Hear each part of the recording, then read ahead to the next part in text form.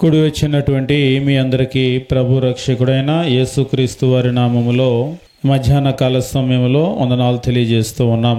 మనమందరము కూడా ఒక విశేషమైనటువంటి కార్యక్రమంలో హాజరవటం జరిగింది. వాస్తవంగా ఈ భూమి మీద జీవించేటువంటి ప్రతి ఒక్కరూ కూడా ఏదో ఒక రోజు మరణించటం అనేటువంటిది జరుగుతుంది. కోరుకొండ నాగేశ్వరరావు గారు కూడా దేవుడిచ్చినటువంటి చక్కటి ఆయుష్ను భూమి మీద వారు జీవించి ఈ భూమిని దాటి వారు వెళ్ళిపోయినప్పటికీ కూడా వారు కుటుంబ సభ్యులు ఎవరైతే ఉంటారో వారిని జ్ఞాపకం చేసుకుంటూనే ఉంటారు. అయితే ఎంతకాలం జ్ఞాపకం చేసుకుంటారు అని అప్పుడప్పుడు ఆలోచన చేసినప్పుడు ఈ తరం ఉన్నారు, వాళ్ళకి తెలుసు కాబట్టి నాన్నని లేకపోతే తాతని జ్ఞాపకం చేసుకుంటారు. ఒక 2 తరాలు దాటిన తర్వాత 3వ తరం దగ్గర నుంచి కష్టమే. మనం కూడా అంతే. ఇప్పుడు మనకెవరు తెలుసు? మన తల్లిదండ్రులు తెలుసు, తాతలు తెలుసు. మన ముత్తాత ఎవరంటే పేరు చెప్పేవాళ్ళు కూడా కష్టంగానే ఉంటారు. వాస్తవంగా వాళ్ళ పిల్లల వరకు తలుచుకుంటారు. ఇక తర్వాత భూమి మర్చిపోతూ ఉంటుంది. ఈరోజు కూడా మనము తల్లిదండ్రుల విషయంలో, అదే రీతిగా తాతల విషయంలో, అంటే మన పూర్వీకులు ఎవరైతే ఉన్నారో వారిని మనం జ్ఞాపకం చేసుకునేటువంటి కార్యం అనేటువంటిది మనం చూస్తూ ఉంటాం. ఈరోజు మేము విజయవాడలో కూడా కొన్ని సమాధుల్లోకి వెళ్ళినప్పుడు ఆ సమాధులు పిల్లలు ఇప్పుడు చెప్పినట్లుగా ఉన్నంత వరకు చక్కగా వాటికి సున్నాలు వేయటమో బాగా పెట్టుకోవటం చేస్తూ ఉంటారు. 3-4 తరాలు దాటిపోయిన తర్వాత ఆ సమాధి ఎవరిదో కూడా తెలియదు. మన ముత్తాతలు అంతకు ముందు వాళ్ళ సమాధులు ఉంటాయి, కానీ అవి ఎక్కడ ఉన్నాయని పట్టించుకునేటువంటి వాళ్ళు కొద్దిమంది. అయినప్పటికీ కూడా దేవుని వాక్యం ఏమని తెలియజేస్తూ ఉన్నాడంటే, సామెతల గ్రంథము మనం గమనించేటప్పుడు దేవుని వాక్యం ఈ రీతిగా చెప్తూ ఉంటాడు. సామెతల గ్రంథము 10వ అధ్యాయము 7వ వచనం మనం గమనించేటప్పుడు, నీతిమంతుని జ్ఞాపకము చేసుకునుట ఆశీర్వాదకరమగును అని చెప్పేసి అంటూ ఉంటాడు. ఈ భూమి మీద ఎవరు జ్ఞాపకం చేసుకుంటారో, ఎంతకాలం జ్ఞాపకం చేసుకుంటారో, పిల్లలు ఎంతవరకు జ్ఞాపకం చేసుకుంటారో మనకు తెలియదు. కానీ దేవుని వాక్యం తెలియజేసేదైతే ఈ భూమి మీద నీతిమంతుడిని జ్ఞాపకం చేసుకోవటము ఆశీర్వాదకరము. అయితే ఇక్కడే ఒక మాటను తెలియజేస్తూ ఉంటాడు. ఏమంటాడంటే, భక్తిహీనుల పేరు అసహ్యత పుట్టించును. ఒకసారి ఒక ఆయన అంటున్నాడు, నీతిమంతుని జ్ఞాపకం చేసుకోవటం ఆశీర్వాదకరం అనగానే వెంటనే రోమపత్రిక నీతిమంతుడు లేడు, ఒక్కడు లేడు అంటున్నాడు. అంటే దాని అర్థం ఏంటి? ఎవరిని జ్ఞాపకం చేసుకోవటానికి లేదు కదా అని. వాస్తవంగా మనము రోమిలికి రాసినటువంటి పత్రిక ఆ కాంటెక్స్ట్లో చూసినట్లయితే అది నిజమే. నీతిమంతుడు లేడు, ఒక్కడు లేడు, మనమందరం కూడా పాపులమే. కానీ యేసుక్రీస్తు అనేటువంటి ఒక నీతిమంతుడు ఉన్నాడు. అంటే ఆయన జ్ఞాపకం చేసుకోమని చెప్తుందా అన్నాడు ఒక ఆయన. ఆయన మాత్రమే కాదు, క్రీస్తులో కడగబడినటువంటి ప్రతి ఒక్కరిని కూడా ఆయన నీతిమంతులు చేశాడు. ఇక్కడ గొప్ప విషయం ఏమిటి అంటే, రోమిలికి రాసినటువంటి పత్రికే 3వ అధ్యాయం మనం గమనించినప్పుడు దేవుని వాక్యం ఈ రీతిగా తెలియజేస్తూ ఉంటాడు. రోమిలికి రాసినటువంటి పత్రిక 3వ అధ్యాయము మనం గమనించినప్పుడు, మునుపు మనం చేసినటువంటి పాపము నుంచి మనలందరినీ కూడా విడిపించినటువంటి ఆయన గురించి తెలియజేస్తూ 3వ అధ్యాయము మనం గమనించినప్పుడు 30వ వచనము, దేవుడు ఒకడే గనుక ఆయన సున్నతి గలవారిని విశ్వాసము మూలముగానో సున్నతి లేని వారిని విశ్వాసము ద్వారానో నీతిమంతులుగా తీర్చును. దేవుడు ఒక్కడే, ఆయన సున్నతి గలవారిని సున్నతి లేని వారిని, అంటే మరొక మాటలో చెప్పాలి అంటే యూదులను అన్యులను అందరినీ కూడా ఆయన నీతిమంతులుగా తీరుస్తూ ఉన్నాడు. ఎలా ఆయన నీతిమంతులుగా తీరుస్తూ ఉన్నాడంటే, క్రీస్తు ప్రభు ద్వారా మనం అందరము కూడా నీతిమంతులుగా చేయబడుతూ ఉన్నాం. కాబట్టి 28వ వచనం పై వచనం మనం గమనించినప్పుడు, ధర్మశాస్త్ర సంబంధమైన క్రియలు లేకుండా విశ్వాసము వల్లనే మనుషులు నీతిమంతులుగా తీర్చబడుచున్నారని ఎంచుచున్నాము. పాత నిబంధనలో అయితే వాళ్ళు క్రియలు చేస్తే నీతిమంతులు అయ్యేవాళ్ళు, కానీ అవి చేయటం చాలా కష్టం. ఏ వ్యక్తి కూడా ధర్మశాస్త్రాన్ని నెరవేర్చినటువంటి వాడు లేడు, నీతిమంతులు అయ్యేటువంటి వాళ్ళు కూడా లేరు ఆ ప్రకారంగా. కానీ ప్రభు అయినటువంటి యేసు రక్తం ద్వారా కడగబడటం ద్వారా, మన పాపాలను మనం కడిగి వేసుకోవటం ద్వారా ఈ ప్రపంచంలో ఉన్నటువంటి ప్రతి వ్యక్తి కూడా నీతిమంతుడు అయ్యేటువంటి గొప్ప అవకాశము దేవుడు కలగజేస్తున్నాడు. సామెతల గ్రంథము 10వ అధ్యాయము 7వ వచనం అక్కడ మనం చదివినటువంటి వచ్చిన భాగం దగ్గరికి ఇప్పుడు గనక వచ్చినట్లయితే నీతిమంతుడు లేడు, ఒక్కడు లేడు అనేటువంటి మాట ఇప్పుడు మనం మాట్లాడం. అది వాక్యం తెలియని వాళ్ళు మాట్లాడేది. అంటే రోమిలకు రాసే పత్రిక మనం గమనించినప్పుడు 3వ అధ్యాయంలో క్రీస్తు రాకముందు వరకు అది నిజమే, నీతిమంతుడు ఎవడు కూడా లేడు, ఎవడు నీతిమంతుడు కాలేకపోతూ ఉన్నాడు. కానీ ప్రభు అయినటువంటి యేసు భూమి మీదకి వచ్చి ఆయన చిందించినటువంటి రక్తం ద్వారా ప్రతి ఒక్కరిని కూడా ఆయన నీతిమంతులుగా చేయటానికి ఆయన ద్వారాలు తెరిచాడు. రోజు మనం గమనించేటువంటి విషయం ఏమిటి అంటే, మనకు కూడా ఈరోజు ఈ కార్యక్రమం ఏర్పాటు చేయబడినటువంటి ప్రధానమైనటువంటి ఉద్దేశం ఏమిటి అంటే, కోరుకొండ నాగేశ్వరరావు గారిని జ్ఞాపకం చేసుకునేటువంటి ఒక జ్ఞాపకార్థ కూడికని ఏర్పాటు చేశారు. అంటే మనము వారిలో నుంచి జ్ఞాపకం చేసుకునేటువంటి విషయాలు అనగానే మనుషులు వెంటనే రక్షణ పొందారా అని అడుగుతూ ఉంటారు. ముఖ్యంగా ప్రార్థనకు వెళ్ళే వాళ్ళు, సేవకులైతే రక్షణ పొందారా అని అడుగుతారు. అవును, రక్షణ పొందారు అనగానే అంటే క్రీస్తు రక్తం ద్వారా కడుక్కున్నారు, తమ పాపాలు కడిగివేయబడ్డాయి అంటే ఖచ్చితంగా వారు నీతిమంతులే. అలాంటి వాళ్ళను జ్ఞాపకం చేసుకోవటము ఆశీర్వాదకరము అని దేవుని వాక్యంలో తెలియజేస్తున్నాడు. అవును, ఈరోజు ప్రపంచం ఏం చేస్తుందంటే, మీరు చూడండి, ప్రపంచము ఆటోబయోగ్రఫీస్ అని చెప్పేసి ఉంటాయి, అంటే జీవిత చరిత్రలు చదువుతూ ఉంటారు. మీరు జీవిత చరిత్రలు చదివేటప్పుడు ఎవరి జీవిత చరిత్రలు ఎక్కువగా చదువుతూ ఉంటారు? ఇంటికి వెళ్ళిన తర్వాత మీరు ఒక చిన్న సెర్చ్ చేయండి. గూగుల్లో ఎవరి జీవిత చరిత్రల గురించి ఎక్కువగా సెర్చ్ చేస్తూ ఉంటారు అనేటువంటిది ఒకసారి మీరు చూడండి. చూస్తే మనకు ఆశ్చర్యం కలిగేటువంటి విషయాలు అందులో వస్తూ ఉంటాయి. మనుషులు ఎవరైతే బాగా ధనవంతులో లేదా లోకం లెక్కలో ఎవరైతే బాగా సక్సెస్ అని అంటూ ఉంటారో వాళ్ళ జీవితాలను పరిశీలన చేస్తూ ఉంటారు, వాళ్ళ జీవితాలను చదువుతూ ఉంటారు. వాళ్ళను ఒక రకంగా చదవటము అంటే వాళ్ళ జీవితాలను మరొకసారి జ్ఞాపకం చేసుకుంటూ ఉంటారు. మీరు యాపిల్ కంపెనీ ఫౌండర్ కూడా స్టీవ్ జాబ్స్ని కనుక చూసినట్లయితే నిజంగా ఆయన్ని గురించి చదివేటప్పుడు కూడా, ఆయన జీవిత చరిత్రని చదివేటప్పుడు చాలా కష్టాలు పడి వచ్చాడు. అయితే ప్రపంచాన్ని శాసించేటువంటి ఒక గొప్ప కంపెనీని ఆయన ఏర్పాటు చేయటం జరిగింది. అంటే ప్రారంభంలో ఎన్నో ఫెయిల్యూర్స్ మనం చూస్తూ ఉంటాం. ఇలాంటి వాళ్ళ గురించి చదవాలంటే ప్రపంచానికి చాలా ఆసక్తి. స్టీవ్ జాబ్స్ గురించి చదవగానే వీళ్ళేమి స్టీవ్ జాబ్స్ అయిపోరు, ఇంకొక యాపిల్ కంపెనీ పెట్టబోయేదేమీ లేదు, అంత సక్సెస్ చూస్తారనేటువంటిది కూడా లేదు. కానీ ఇక్కడ దేవుని వాక్యం గనక మనం గమనించినప్పుడు ఒక నీతిమంతుని గురించి గనక మనం అధ్యయనం చేస్తే, జ్ఞాపకం చేస్తే, మనం ప్రేరేపించబడి మనం కూడా ఆ నీతిని సంపాదించుకుంటాం. ప్రతి ఒక్కరికి కూడా సంపాదించుకునేటువంటి గొప్ప అవకాశం అనేటువంటిది ఉంది. ముఖ్యంగా బైబిల్లో మనం గమనించేటప్పుడు కొన్ని విషయాలు నేను మీకు తెలియజేస్తూ నేను ముందుకు వెళ్ళిపోతాను. అదేమిటి అంటే, బైబిల్లో కనుక మీరు గమనించినట్లయితే ఈ నీతి అనేటువంటి మాటను మీరు గమనించినప్పుడు నీతి, నీతిమంతులు ఇలాంటిది బైబిల్లో మీకు చాలా ఎక్కువగా కనబడుతూ ఉంటుంది. ముఖ్యంగా కీర్తనల గ్రంథము, సామెతల గ్రంథం కనుక గమనించినట్లయితే నీతిమంతుల గురించి అనేకమైనటువంటి విషయాలను అక్కడ వెల్లడిస్తూ ఉంటాడు. ప్రపంచంలో మీరు గమనించినప్పుడు నీతిని గురించి పెద్దగా పట్టించుకునే వాళ్ళు లేరు. ధనము ధనము ధనము, సంపాదన, ఆస్తి, ఐశ్వర్యము, స్థలాలు, పొలాలు, ఇటువంటి వాటినైతే మనం చాలా ఎక్కువగా పట్టించుకుంటూ ఉంటాం. అంతేకాదు మన పిల్లలకు నేర్పేటప్పుడు కూడా మనం ఏం చేస్తూ ఉంటామంటే, బాగా చదువుకోవాలి, మంచి ఉద్యోగం సంపాదించాలి, లేదంటే 4 రాళ్ళు వెనకేసుకోవాలి. రాళ్ళు అంటే రాళ్ళు కాదు, డబ్బులు వెనకేసుకోవాలి అనే దానికి పెద్దవాళ్ళు అలా చెప్తుంటారు. 4 రాళ్ళు వెనకేసుకోవాలి అలా చెప్తూ ఉంటారు. ఈరోజు క్రైస్తవులైనటువంటి వాళ్ళు పిల్లల్ని పెంచేటప్పుడు వీరేమి నేర్పుతారు? మరి లోకమైతే అలా నేర్పి పెంచుతూ ఉంటుంది. అంటే లోకం ఎప్పుడూ కూడా ఎవరైనా సరే, ప్రపంచంలో ఎవరైనా సరే నేను బాగుండాలి, నా కుటుంబం బాగుండాలి అని కోరుకుంటూ ఉంటారు. అదే వీళ్ళ ఆలోచన ఏంటంటే ప్రాస్పెరిటీ, ఎప్పుడైతే ఐశ్వర్యం అనేటువంటిది వస్తుందో, అభివృద్ధి చెందుతారో ఐశ్వర్యంలో, అప్పుడు వారి జీవితాలు బాగుంటాయి అనేటువంటిది వారి నమ్మకం. కానీ మనం గమనించవలసినటువంటి విషయం ఏమిటంటే, ఈ భూమి మీద ఎవరు దీవించబడతారు అనేటువంటి కొన్ని విషయాలను చూసి మనం ముందుకు వెళ్ళిపోదాం. సామెతల గ్రంథము మనం గమనించినప్పుడు ఇక్కడ ఒక మాటను తెలియజేస్తూ ఉంటాడు. సామెతల గ్రంథము మనం గమనించేటప్పుడు 11వ అధ్యాయము మనం చూసినట్లయితే దేవుని వాక్యము ఈ రీతిగా తెలియజేస్తూ ఉంటాడు. సామెతల గ్రంథము 11వ అధ్యాయము మనం గమనించినప్పుడు దేవుని వాక్యము తెలియజేస్తూ ఈ రీతిగా చెప్తూ ఉంటాడు. మనము నీతిమంతుల గురించి మాట్లాడినప్పుడు వారి నీతి అనేటువంటిది వారికి మాత్రమే కాకుండా వారి తర్వాత ఉన్నటువంటి వారి సంతానానికి కూడా ఎలా ప్రయోజనకరంగా ఉంటుంది అనేటువంటి విషయాన్ని తెలియజేస్తూ ఉంటాడు.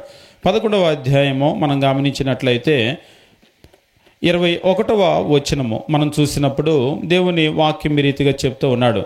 నిశ్చయముగా భక్తిహీనునికి శిక్ష తప్పదు, నీతిమంతుల సంతానము విడిపించబడను. నీతిమంతుల సంతానము విడిపించబడను అంటే దేవుని వాక్యం ఏమని తెలియజేస్తున్నాడంటే, నీతిమంతుని నీతి అతనికి మాత్రమే కాకుండా అతని తరువాత అతని సంతానానికి కూడా దీవెన కలగజేస్తుంది. ఒకసారి ఒక పెద్ద ఆయన మాట్లాడుతూ, చదువు కంటే కూడా వాస్తవంగా లోకంలో చదువు గొప్పది అనుకునే వాళ్ళు ఉన్నారు. కానీ ఆయన మాట్లాడుతూ, నేనైతే దాన్ని ఒప్పుకోను, చదువు గొప్పది అనే దానికంటే చదువు కంటే కూడా భూములే గొప్పయని నేను నమ్ముతాను అని అన్నాడు. అంటే వెండి బంగారం కాదు కానీ భూములైతే గొప్పయని నేను నమ్ముతాను అని అన్నాడు. అదేంటి ఎందుకు అని చెప్పేసి అంటే ఆయన చెప్పాడు ఆయన రీజన్.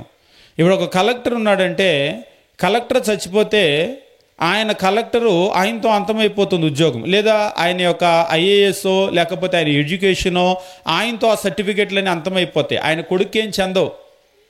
కానీ ఒక ల్యాండ్ లార్డ్ ఉన్నాడంటే, ఒక 100 ఎకరాల పొలం ఉందంటే, ఆయన చచ్చిపోతే కూడా ఆయన కొడుకు 100 ఎకరాలు వస్తుంది. కాబట్టి చదువు అయితే ఎవరి చదువు వాళ్ళకే, వాళ్ళ పిల్లలకి రాదా చదువు. అదే భూమి అనుకోండి, వాళ్ళు పోయిన తర్వాత వాళ్ళ పిల్లలకు కూడా వస్తుంది. ఒక చదువుకున్న వ్యక్తి తన బిడ్డను చదువుకున్న వాడిగా చేయలేడు, వాడికి ఇష్టపడి చదువుకుంటే తప్ప.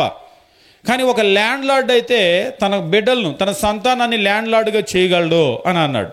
అయితే ఆయన కూడా దేవుడే నమ్మిన ఆయన. అప్పుడు నేను చెప్పాను, మరొకవేళ సొలొమోను కొడుకు రెహబాములాగా ఒకరోజు పోగొట్టుకుంటే, రెహబాము ఇప్పుడు సొలొమోను సంపాదించినటువంటి ఐశ్వర్యం అంతా కూడా తన కొడుకు రెహబాముకి ఇచ్చి వెళ్ళాడు. ఐగుప్తు రాజు షీషకు ఆయనతో యుద్ధం చేసి ఒకే ఒక్క యుద్ధము, ఒకే ఒక్క రోజు మొత్తం ల్యాండ్ లార్డ్ని జీరో చేసాడు. అంటే భూమి తప్ప మొత్తం అంతా పోయింది. అలా అయితే అంటే వాడు పోగొట్టుకుంటే మనం ఏం చేయలేము, కానీ అయితే వాడు ల్యాండ్ లార్డ్ అవుతాడు. పోగొట్టుకుంటే మనం ఏం చేయలేము.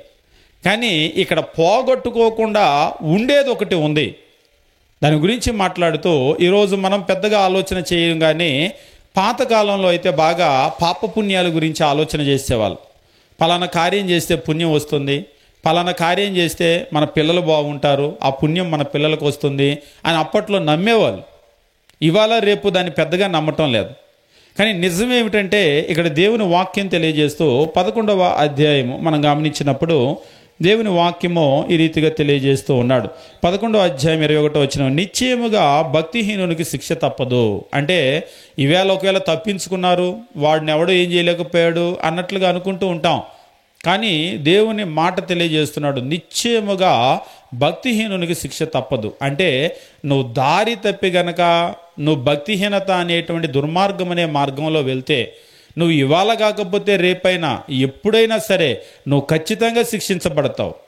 అది ఎంత గ్యారెంటీనో కింద లైన్లో మనం గమనించినప్పుడు, నీతిమంతుల సంతానం విడిపించబడును. అలాగనే నీతిమంతుని నీతి కూడా భక్తిహీనుని భక్తిహీనతకి ఎలాగైతే శిక్ష పడుతుందో, రివార్డ్ వస్తుందో, అలాగనే నీతిమంతుని నీతికి కూడా ఖచ్చితమైనటువంటి బహుమానం వస్తుంది. మీరు కావాలంటే భూమి మీద గమనించండి, కొన్ని కుటుంబాలు తల్లిదండ్రులు భక్తిపరులుగా జీవిస్తారు, దేవుణ్ణి ఎరిగిన వాళ్ళుగా జీవిస్తారు. వాళ్ళు రక్షణ పొందటం మాత్రమే కాదు, కుటుంబాలను కూడా దేవుని వైపు నడిపిస్తారు. వారు భూమిని వదిలి వెళ్ళిపోయినప్పటికి కూడా, భూమిని దాటి వెళ్ళిపోయినప్పటికి కూడా ఆ దీవెన ఆ తరువాత వాళ్ళ పిల్లలకు ఉంటుంది. నేను చెప్పాలనుకుంటున్న విషయం ఏమిటి అంటే, మనం ఈ భూమి మీద ఆస్తి, ఐశ్వర్యము, వెండి, బంగారము, ఇందాక చెప్పినట్లాగా ల్యాండ్ లార్డ్లు, స్థలాలు, పొలాలు ఇవి మిగిలిస్తే మన బిడ్డల యొక్క భవిష్యత్తు బాగుంటుంది అని మనం అనుకుంటాం. కానీ నిజంగా మన బిడ్డల యొక్క భవిష్యత్తు బాగుండాలి అని మనం కోరుకున్నట్లయితే మన బిడ్డలకు మనము చూపించవలసింది ఏమిటంటే ఒక సన్మార్గము, నీతి మార్గాన్ని వారికి మనం చూపించవలసినటువంటి అవసరం ఉంది. ఈరోజు మనం కూడా ధనం సంపాదించి వాళ్ళ చేతిలో పెట్టి వెళ్ళటమో, లేకపోతే మా టౌన్లో ఎప్పుడు సొంతిల్లు అని అంటూ ఉంటారు. సొంతిల్లు బిడ్డలకు అప్పచెప్పి వెళ్తే అద్దె లేకుండా బతుకుతారని. సొంతిల్లు అమ్ముకున్న వాళ్ళు చాలామంది ఉన్నారు. ఎప్పుడూ సొంతిల్లు, ఎవరి సొంతిల్లు వాళ్ళదే కాదు. మీరు పల్లెటూరులో కనుక చూసినట్లయితే ఒక ఇల్లు తాత ముత్తాతల నుంచి వాళ్ళదే ఉంటుంది. ఒక తరం ఎవరైతే ఉంటారో వంశమో వాళ్ళే అనుభవిస్తూ ఉంటారు. కానీ మీరు టౌన్లలో ఇల్లు అలా చూడటానికి లేదు. ఎవరెప్పుడు అమ్మేసుకుంటారో తెలియదు, పుసుక్కుని అమ్మేసుకుంటారు. ఒక ఆయన ఇంకొక ఆయన వచ్చి కొనుక్కుంటాడు. ఈవేళ ఆయన రోజులు బాగున్నాయి కొనుక్కుంటాడు, ఒకవేళ లేదనుకోండి ఆయన రోజులు బాగోకపోతే వెంటనే అమ్మేస్తూ ఉంటాడు. మరొక రకంగా చెప్పాలంటే ఇల్లు అంటే మీకు గ్రామాల్లో ఉన్న అటాచ్మెంటు అక్కడ ఉండదు, అదొక వస్తువుతో సమానం అంతే. అమ్మేసుకుంటూ ఉంటారు, కొనుక్కుంటూ ఉంటారు. అంటే ఈ భూమి మీద ఉండేటువంటి ఈ ఆస్తిపాస్తులు, ఐశ్వర్యాలు ఇవన్నీ కూడా మనం మన పిల్లలకి ఇవ్వాలని ఎంత తాపత్రయపడ్డా అవన్నీ మన పిల్లలకి మనం ఇవ్వలేం. మరి ఇవ్వగలిగింది ఏమిటి అంటే నీతి అనేటువంటిది మనకు మాత్రమే కాదు, మన తర్వాత మన పిల్లలకు కూడా దీవెన తెస్తుంది అనేటువంటి విషయాన్ని తెలియజేస్తూ ఉంటాడు.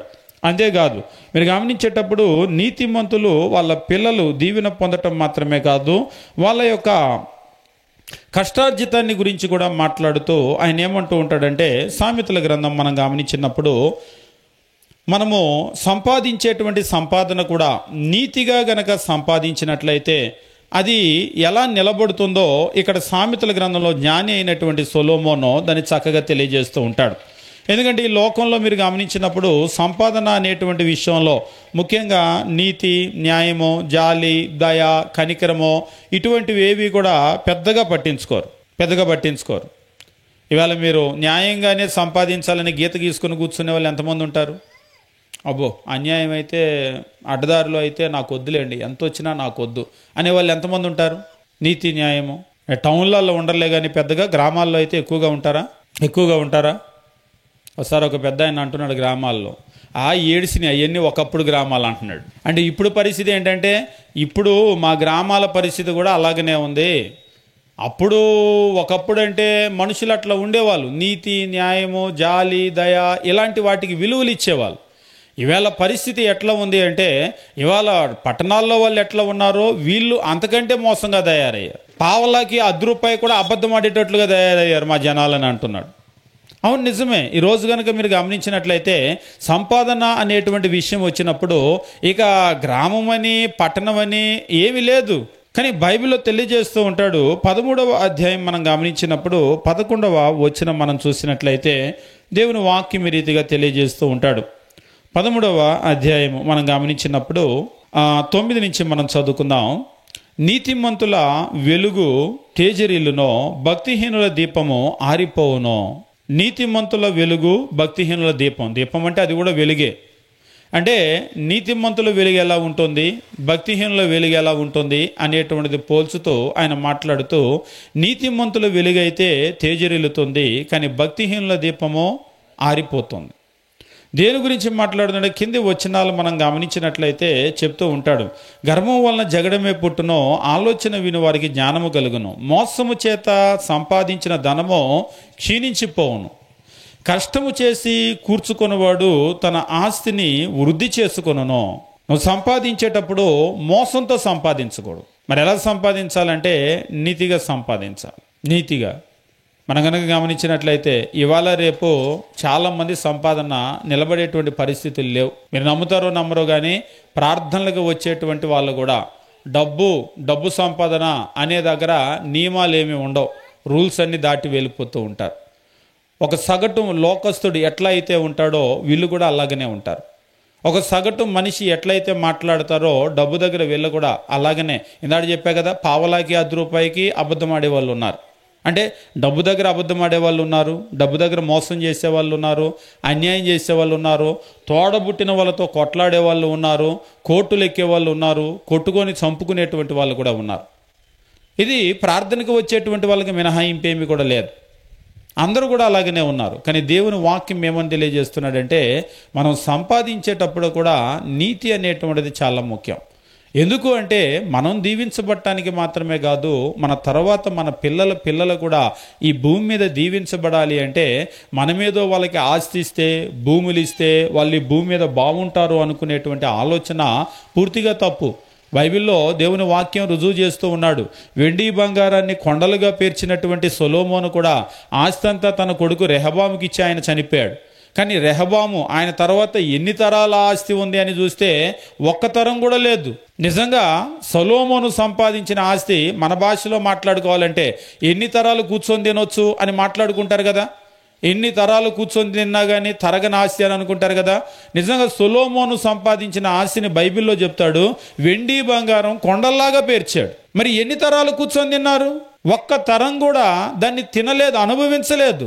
ఆ ఆస్తి మొత్తం కూడా తన కుమారుని కాలంలోనే, తరువాత తరంలోనే ఆస్తి మొత్తం కూడా పోయినటువంటి దాన్ని మనం చూస్తూ ఉంటాం. కాబట్టి మనం గమనించవలసింది ఏమిటి అంటే, ఈ భూమి మీద ఆస్తి, ఐశ్వర్యము లేదా మనం అనుకునేటట్లుగా భూములు, స్థలాలు ఇవి కాదు మనల్ని, మన పిల్లల్ని నిలబెట్టేది. మరి ఏమిటి అంటే నీతి. మనము నీతిమంతులుగా ఉండటం. ఆ నీతి మనల్ని కాపాడుతుంది, మన తర్వాత మన పిల్లల్ని కూడా కాపాడుతుంది, పిల్లల్ని కాపాడుతుంది. కానీ నీతి అనే దగ్గర వచ్చేసరికి కొంతమంది నీతిమంతుడు లేడు, ఒక్కడు లేడు అని అంటూ ఉంటారు. నిజంగానే నీతిమంతుడు లేడు, ఒక్కడు కూడా లేడు. ప్రభువైన యేసు మాత్రమే నీతిమంతుడు. కానీ గొప్ప విషయం ఏమిటి అంటే, ఎందుకు పనికిరానటువంటి మనల్ని ఈరోజు మనం నీతిమంతులము అని చెప్పుకోవటం నిజంగా చాలా ఆశ్చర్యం. ప్రభు అయినటువంటి యేసే గనక లేకపోతే నీతిమంతుడు అనేటువంటి, ఒకసారి ఒక ఆయన అంటున్నాడు, నీతిమంతుడు అనే పదం పలకటానికి కూడా అర్హత ఉండదండి మనకని. ప్రభు అయిన యేసుని గనక తీసి పక్కన పెడితే, ఆయన మన జీవితంలో లేకపోతే నీతిమంతుడు అనేటువంటి ఆ పదం పలకటానికి అర్హత కూడా లేనటువంటి మనల్ని మనం నీతిమంతులు అని చెప్పుకునేటువంటి ఒక గొప్ప ఉన్నతమైనటువంటి స్థితిని మనకు కల్పించాడు.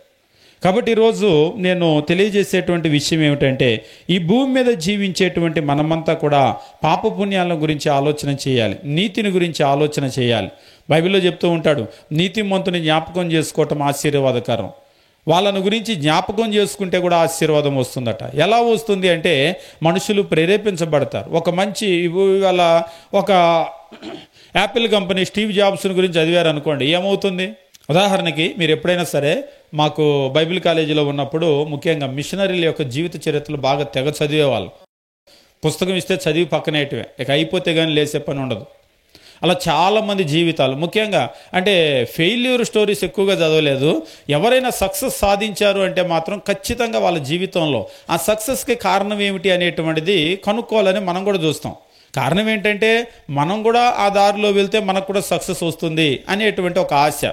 కానీ ప్రపంచంలో ఎవరి జీవితాన్ని చదివితే మనకు దీవెన వస్తుందో రాదో కానీ, ఒక నీతిమంతుడిని గురించి కనుక జ్ఞాపకం చేసుకుంటే ఆశీర్వాదం వస్తుంది అనేటువంటిది దేవుని వాక్యం. అంటే అది గ్యారెంటీ, నీతిమంతుడిని జ్ఞాపకం చేసుకోవటం వల్ల. ఎట్లా వస్తుంది? అప్పుడప్పుడు ఇలాంటి కూడికల్లో మాట్లాడేటప్పుడు, మా నాన్నగారు అప్పట్లో అలాగా ఉండేవాళ్ళండి, తర్వాత దేవుళ్ళలోకి వచ్చారు, దేవుళ్ళలోకి వచ్చిన తర్వాత మమ్మల్ని, తర్వాత అన్నయ్యని, తమ్ముడిని, ఇలా కొంతమంది చెప్తూ ఉంటారు. మా అమ్మ చిన్నప్పుడు ఒకసారి ఒక వ్యక్తి చెప్తూ ఉన్నాడు, ఆయన సేవకుడు, వాళ్ళ తమ్ముడు సేవకుడు, వాళ్ళ కుటుంబంలో 3-4 సేవకులు ఉన్నారు. 3-4 కాదు, అసలు వాళ్ళ ఊరంతా సేవకులే. కృష్ణా జిల్లాలో ఒక ఊరిలో వాళ్ళ అమ్మగారు చనిపోయినటువంటి కార్యక్రమానికి మేము వెళ్ళినప్పుడు, ఆ కార్యక్రమంలో ఆయన మాట్లాడుతూ చెప్తూ ఉన్నాడు, మా నాన్న అంటే వాళ్ళ నాన్న కూడా సేవకుడే, చచ్చిపోయాడు. కానీ ఆయన చెప్తూ ఉన్నాడు, మా నాన్న ఎంత దుర్మార్గుడు అంటే అని మొదలుపెట్టాడు. అదేంటి సేవకుని పట్టుకుని ఎలా మాట్లాడుతున్నాడు నిండు సభలో అంటే, ఆ తర్వాత ఆయన అంటున్నాడు, మా నాన్న ఎంత దుర్మార్గుడు అంటే క్రీస్తు ప్రభు అంటే అస్సలు ఇష్టం ఉండేది కాదంట. వాళ్ళమ్మ వాళ్ళ నాన్నకి తెలియకుండా ప్రార్థనకి వెళ్ళేదట. ప్రార్థనకి వెళ్ళి వాళ్ళ నాన్న లేనప్పుడు, ఎక్కడ వస్తాడో అని వాళ్ళ నాన్న లేనప్పుడు మోకాళ్ళు వేసి ప్రార్థన చేసుకునేదట. పొరపాటున ఆమె మోకాళ్ళు వేసి, మరి కళ్ళు మూసుకుంటారు కదా, ప్రార్థన చేసుకుంటే వెనక నుంచి వచ్చి తన్నేవాడంట వాళ్ళ అమ్మని. 2-3 ఏమంటారు ఇట్లాగా తిరగటం, పిల్లి మొగ్గలు అలాగ పడేదట వాళ్ళమ్మ. అలాంటి వాడు మా నాన్న. కానీ గొప్ప విషయం ఏంటంటే, ఆ తర్వాత మా నాన్న బైబిల్ పట్టుకొని సేవకుడుగా మారి అదే ఊరిలో సేవ చేశాడు. అదంతా కూడా మా అమ్మ కన్నీటి ప్రార్థనే. ఆమె కాదు, మా నాన్నే కాదు, మా నాన్నని మార్చడం మాత్రమే కాదు, మమ్మల్ని అందరినీ కూడా మార్చింది. నిజంగా అలాంటి కొన్ని విషయాలు చెప్పేటప్పుడు నిజంగా వాళ్ళ భక్తి జీవితం అనేటువంటిది కుటుంబాలు, తరాలని ఎట్లా ప్రభావితం చేస్తుంది అనేటువంటిది మనం జ్ఞాపకం చేసుకున్నప్పుడు నిజంగా మనకు కూడా అనిపిస్తూ ఉంటుంది, మన కుటుంబాలు కూడా అట్లా దీవించబడాలి అని కోరుకుంటాం. కానీ మరి భక్తి మార్గంలో అంత ప్రయాస పడం మనమేంటి, మన పిల్లలేంటి, ఫోన్ పట్టుకొని యూట్యూబ్ చూస్తున్నారా, లేకపోతే దేవుని గురించి ఏమైనా నేర్చుకుంటున్నారా, కనీసం పడుకునేటప్పుడైనా ఈవేళ దేవుని గురించి నువ్వేమి నేర్చుకున్నావు చెప్పు అని ఒక మాట అడుగుతాము మనం. కానీ కొందరు అడుగుతారు, స్కూల్ నుంచి రాగానే ఓపెన్ చేయి, హోంవర్క్ తీ ఒక్కసారి అని అంటారు. స్కూల్ నుంచి రాగానే నిజంగా ఆ హోంవర్క్ మీద పెట్టేటువంటి శ్రద్ధ గనక వాళ్ళ ఆత్మీయ జీవితం మీద పెడితే, 4 దేవుని మాటలు నేర్పించేటువంటి దాని మీద గనక పెడితే, ఆ హోంవర్క్లు నేర్చుకుని ఎంత గొప్ప వాళ్ళు అవుతారో మనకు తెలియదు. కానీ దేవుని గురించి గనక నేర్చుకుంటే, నీతిని గురించి నేర్చుకుంటే, సన్మార్గాన్ని గురించి గనక నేర్చుకుంటే ఖచ్చితంగా వాళ్ళ జీవితాలు బాగుంటాయి. ఎందుకంటే ఈ లోకంలో మనం గుర్తు చేసుకోవాల్సినటువంటి విషయం ఏమిటి అంటే, చాలామంది ఏమనుకుంటారంటే మంచితనము మా మంచితనం మమ్మల్ని రక్షిస్తుంది అని అనుకుంటారు. ఇక్కడ నేను ఒక విషయాన్ని చెప్పి నేను ముందుకు వెళ్ళిపోతాను. నీతిమంతుడు అవ్వటం అనేటువంటిది ఒకవైపు, మంచితనం ఒకవైపు. ఈ రెండు గనక మీరు పెట్టినట్లయితే, అంటే కొందరు ఏంటంటే మేము ప్రార్థనకి రాం కానీ, లేదా మేము రక్షణ పొందం కానీ, మేము ప్రభువైన యేసు రక్తంలో కడగబడం కానీ, అట్లని మేమేమి చెడ్డవాళ్ళగా ఉండటానికి మేమేమి ముందుకు వెళ్ళటం లేదు, మేము కూడా మంచి వాళ్ళగానే ఉన్నాం అని అనుకుంటూ ఉంటారు. కానీ మంచితనం అనేటువంటిది మనకు సరిపోదనేటువంటి విషయాన్ని మనం జ్ఞాపకం చేసుకోవాలి. మనిషికి మంచితనము అనేటువంటిది ఒకటే సరిపోదు.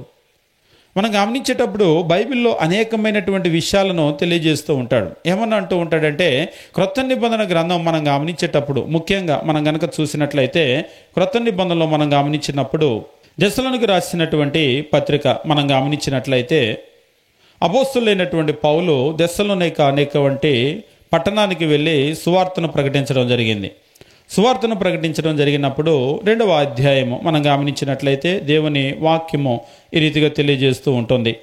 దెస్సలోనికి రాసినటువంటి 2వ పత్రిక గమనించండి. 2వ పత్రిక 2వ అధ్యాయము మనం గమనించేటప్పుడు 11వ వచనం నుంచి మనం చదువుకున్నట్లయితే, ఇందుచేత సత్యమును నమ్మక దుర్నీతి యందు అభిలాష గల వారందరూ శిక్షావిధి పొందుటకై అబద్ధమును నమ్మునట్లు మోసము చేయు శక్తిని దేవుడు వారికి పంపుచున్నాడు. మొదట్లో ఈ వచనాన్ని చదివినప్పుడు నేను చాలా ఆశ్చర్యానికి కూడా గురయ్యాను. అందులో ఆశ్చర్యపోయేటువంటి విషయం ఏమిటి అంటే, అబద్ధమును నమ్మునట్లు మోసము చేయు శక్తిని దేవుడు వారికి పంపుచున్నాడు. దేవుడు పంపిస్తున్నాడు. ఎవరిని? మోసము చేసే శక్తిని దేవుడు పంపిస్తున్నాడు. ఇది నేను చదివి ఆశ్చర్యపోయి మా టీచర్ దగ్గర పెట్టినప్పుడు, ఇందులో ఆశ్చర్యం ఏముందని అడిగాడు. అదేంటండి, మోసం చేసే వాళ్ళని, మోసం చేసే శక్తిని దేవుడు పంపించి నువ్వు మోసపో అనటం ఆశ్చర్యమే కదా. అంటే నువ్వు అనుకునే విధంగా కాదు, దేవుడు ఎవరికి పంపిస్తున్నాడు అనేటువంటిది. వాస్తవంగా ఏమిటి అంటే, దేవుని చిత్తం లేకుండా వెంట్రుక కూడా నేలను పోబడదు, ఒక వెంట్రుక కూడా రాలదు. మన తల వెంట్రుకలని లెక్కించబడ్డాయి. ఒక మనిషి మోసపోవాలంటే, మరొక రకంగా చెప్పాలంటే, ఒక మనిషి నాశనం అవ్వాలంటే కూడా దానికి దేవుని చిత్తం లేకుండా అవ్వడు. యోబు గ్రంథం చదివేటప్పుడు అదే కదా నేర్పుతున్నాడు. అపవాది వచ్చి యోబును గురించి మాట్లాడేటప్పుడు, నా భక్తుడైన యోబును చూసావా అంటే, నువ్వు అతనికి కలిగిన దాని చుట్టూ కంచె వేసితివి అని చెప్పేసి అన్నాడు. ఎప్పుడైతే దేవుడు అనుమతి ఇచ్చాడో, అంటే ఒక రకంగా దేవుడే పంపించాడు అపవాదిని, అంతే కదా, అనుమతి ఇచ్చి పంపించాడు. అయితే పంపించడంలో కూడా ఒక సదుద్దేశం ఉంది అనేటువంటిది మనకు లోపల చదివితే అర్థమవుతుంది. లోపలంతా కూడా గమనించకుండా, అమ్మా దేవుడా పంపింది యోబుని నాశనం చేయమని, ఇప్పుడు దాకా నేను అనుకోలేదండి అన్నాడు ఒక ఆయన. అంటే అమ్మా దేవుడా పంపిందంటే నువ్వేమనుకుంటున్నావు అంటే, దేవుడు నువ్వు నెగిటివ్గా ఆలోచన చేయొద్దు. దేవుడు యోబు కొరకు ఒక మంచినే చేశాడు. మరొక రకంగా చెప్పాడంటే, చదువుకున్న పిల్లలకు పరీక్ష పెడితే ఎంత మంచిదో, అంటే పరీక్ష పెట్టడం అంటే వాళ్ళకి కష్టంగా ఉండొచ్చు, ఆ పరీక్ష దాటితే తప్ప అతడు పై స్థాయికి వెళ్ళలేడు. అతడు తను తాను రుజువు చేసుకొని పైకి వెళ్ళాలి అంటే పరీక్ష అవసరం. మన విశ్వాసానికి కూడా పరీక్ష అనేటువంటిది అవసరం. యోబుకు కూడా మనకి కూడా పరీక్ష అనేటువంటిది అవసరం. కాబట్టి ఇక్కడ దేవుని వాక్యం ఏమని తెలియజేస్తూ ఉన్నాడంటే, మళ్ళొకసారి గమనించండి. 11వ వచనము 12వ వచనము, ఇందుచేత సత్యమును నమ్మక. ఎవరట? ఎవరైతే సత్యాన్ని నమ్మలేదో వాళ్ళు జాగ్రత్త. సత్యాన్ని నమ్మకపోతే చాలా ప్రమాదం ఉంది. ఏమిటా ప్రమాదం? ఉదాహరణకి ఇప్పుడు మీరు లోకంలో కూడా చూసినప్పుడు కొందరు మోసపోతూ ఉంటారు. ఎందుకు మోసపోతారు? వాస్తవాలు తెలిసిన వాళ్ళు మోసపోతారా, తెలియని వాళ్ళు మోసపోతారా? ఎప్పుడు కూడా ఎవరు మోసపోతారు? మనకి ఉదాహరణకి మనం రోడ్డు మీద వెళ్తూ ఉన్నాం అనుకోండి, మనకి ఏదైనా ఒక వస్తువు దొరికింది, ఒక ఫోనే దొరికింది అనుకోండి. ఈ ఫోను దొరకగానే వెనకాల అబ్బో యాపిల్ సింబల్ వేస్తుంది, ఇది స్టిక్కరా లేకపోతే నిజం యాపిల్ సింబల్ అని అంటే నిజం యాపిల్ సింబలే అనుకున్నాం. అనుకోగానే వెంటనే మనకి ఏమర్థమవుతుంది? ఖచ్చితంగా కొంత విలువైంది అనేటువంటిది అర్థమవుతుంది. ఎవరికి? మనకు అర్థమవుతుంది. నిన్న కాదు, గత వారం క్రితం మ్యాన్మార్లో ఉన్నటువంటి ఫారెస్ట్లు చూస్తూ ఉంటే, రెయిన్ ఫారెస్ట్లో అందులో ఉన్నటువంటి అనాగరికులైనటువంటి మనుషులు, ఇప్పటికి కూడా అక్కడ ఉన్నటువంటి మనుషులు నిజంగా వాళ్ళ బట్టలను చూస్తూ ఉంటే ఆ బట్టలు ఎట్లా తయారు చేస్తున్నాడు అనేటువంటి ఒక విచిత్రమైనటువంటి ఇది చూపించాడు. ఆయన ఒక చెట్టును నరికేసి ఆయన, అంటే బట్టలంటే బట్టలేం కాదు, ఒక గోచి పెట్టుకున్నాడు. గోచిలాగా ఇది ఎట్లా తయారు చేసామనేటువంటి చూపిస్తా ఒక చెట్టును నరికేశాడు. ఒక చెట్టును నరికి ఏం చేశాడంటే దాని మీద ఇంకొక లావు మొద్దు తీసుకొని దాన్ని ఆ రౌండ్గా ఉన్నటువంటి దాని మీద కొట్టాడు. మొత్తం కొట్టిన తర్వాత ఏం చేశాడంటే కత్తి తీసుకొని ఇలా గీటు పెట్టేసరికి దాని మీద కొట్టాడు కదా, దాన్ని ఇలా వలవగానే వచ్చేసింది పై బెరడు. ఆ బెరడు వచ్చేసిన తర్వాత దాన్ని పక్కన పడేసి ఆ బెరడుని నున్నగా చేస్తే అది 4 పలకలుగా ఇంత బారు వచ్చింది. ఇంత బారు వస్తే దాన్ని ఇలా చుట్టుకొని చూపించాడు. దీన్నే మేము ఉపయోగించేదాన్ని. అంటే వాళ్ళని గురించి చూస్తూ ఉంటే వాళ్ళకి కాళ్ళకి చెప్పులు ఇప్పుడు కూడా లేవు, కానీ కాళ్ళకి చెప్పులు లేవు కానీ బ్రహ్మాండమైన పాయిజన్ తయారు చేస్తున్నారు వాళ్ళు. ఏ చెట్టును నరికితే వచ్చేటువంటి పాలు ఎలా విషంగా ఉంటాయో వాళ్ళు మీకు ఇప్పుడు కూడా మీరు చూస్తూ ఉంటారేమో. మీరు బ్లో పైప్స్ అని చెప్పేసి ఉంటాయి, అట్లా ఊతూ ఉంటారు. ఒక వెదురు కర్ర, ఆ వెదురు కర్రలో లోపల ఒక హోల్ పెడతారు. హోల్ పెట్టేసి ఇంత బాణంలాగా ఉంటుంది, దాన్ని అందులో పెట్టి అని అట్లా ఊతారు. ఒక 40 మీటర్స్ వరకు వెళ్తుంది. దానికి వాళ్ళు విషం తయారు చేసి ఆ చివర ఉన్నటువంటి ఆ ముళ్ళకి విషం రాస్తారు. ఆయన చెప్తూ ఉన్నాడు, ఈ విషయానికి కనికరం ఉండదండి అంటున్నాడు. తయారు చేసిన వాళ్ళకి గుచ్చుకున్నా కానీ చచ్చిపోతారు అంటున్నాడు. అవును, విషయానికి కనికరం ఉండదు, జస్ట్ స్కిన్కి అలా టచ్ అయింది అంటే గనక ప్రాణం పోతుంది అని చెప్పేసి అంటున్నాడు. అంటే ఎందుకు ఈ విషయం చెప్తున్నాడంటే, ఇన్ని విషయాలు తెలిసినటువంటి ఆయన ఇదే ఫోన్ వాళ్ళకి దొరికింది అనుకోండి, ఏం చేస్తాడు? నిజంగా ఎన్ని రకాల చెట్లు తెలుసు అంటే ఆయన చూపిస్తున్నాడు. ప్రతి చెట్టును వెళ్తూ అందులో చాలా పాయిజనస్ స్నేక్స్ ఉంటాయి కదా, ఆ పాము కరిచినప్పుడు ఒక చెట్టుని ఇలాగ నరికి చూపించాడు. ఆ కొమ్మను తీసుకొని ఎక్కడైతే పాము కరిచిందో అక్కడ రుద్ది ఆ కొమ్మ ఉంటుంది కదా, దాన్ని నోట్లో పెట్టుకొని నమిలేయాలట. నమిలితే దాదాపుగా ఎంత ప్రమాదకరమైనటువంటి పాయిజనస్ స్నేక్ అయినా సరే ఏమి చేయదట.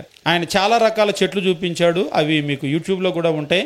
నా మ్యాన్మార్ మీద రాసినటువంటి బుక్ కూడా ఉంది. యూరోపియన్ కంట్రీస్ నుంచి వెళ్ళి వాళ్ళు అక్కడ ఉన్న చెట్లు, అక్కడ దొరికే చేపలు, వాళ్ళ జీవితం అంతా కూడా రాశారు.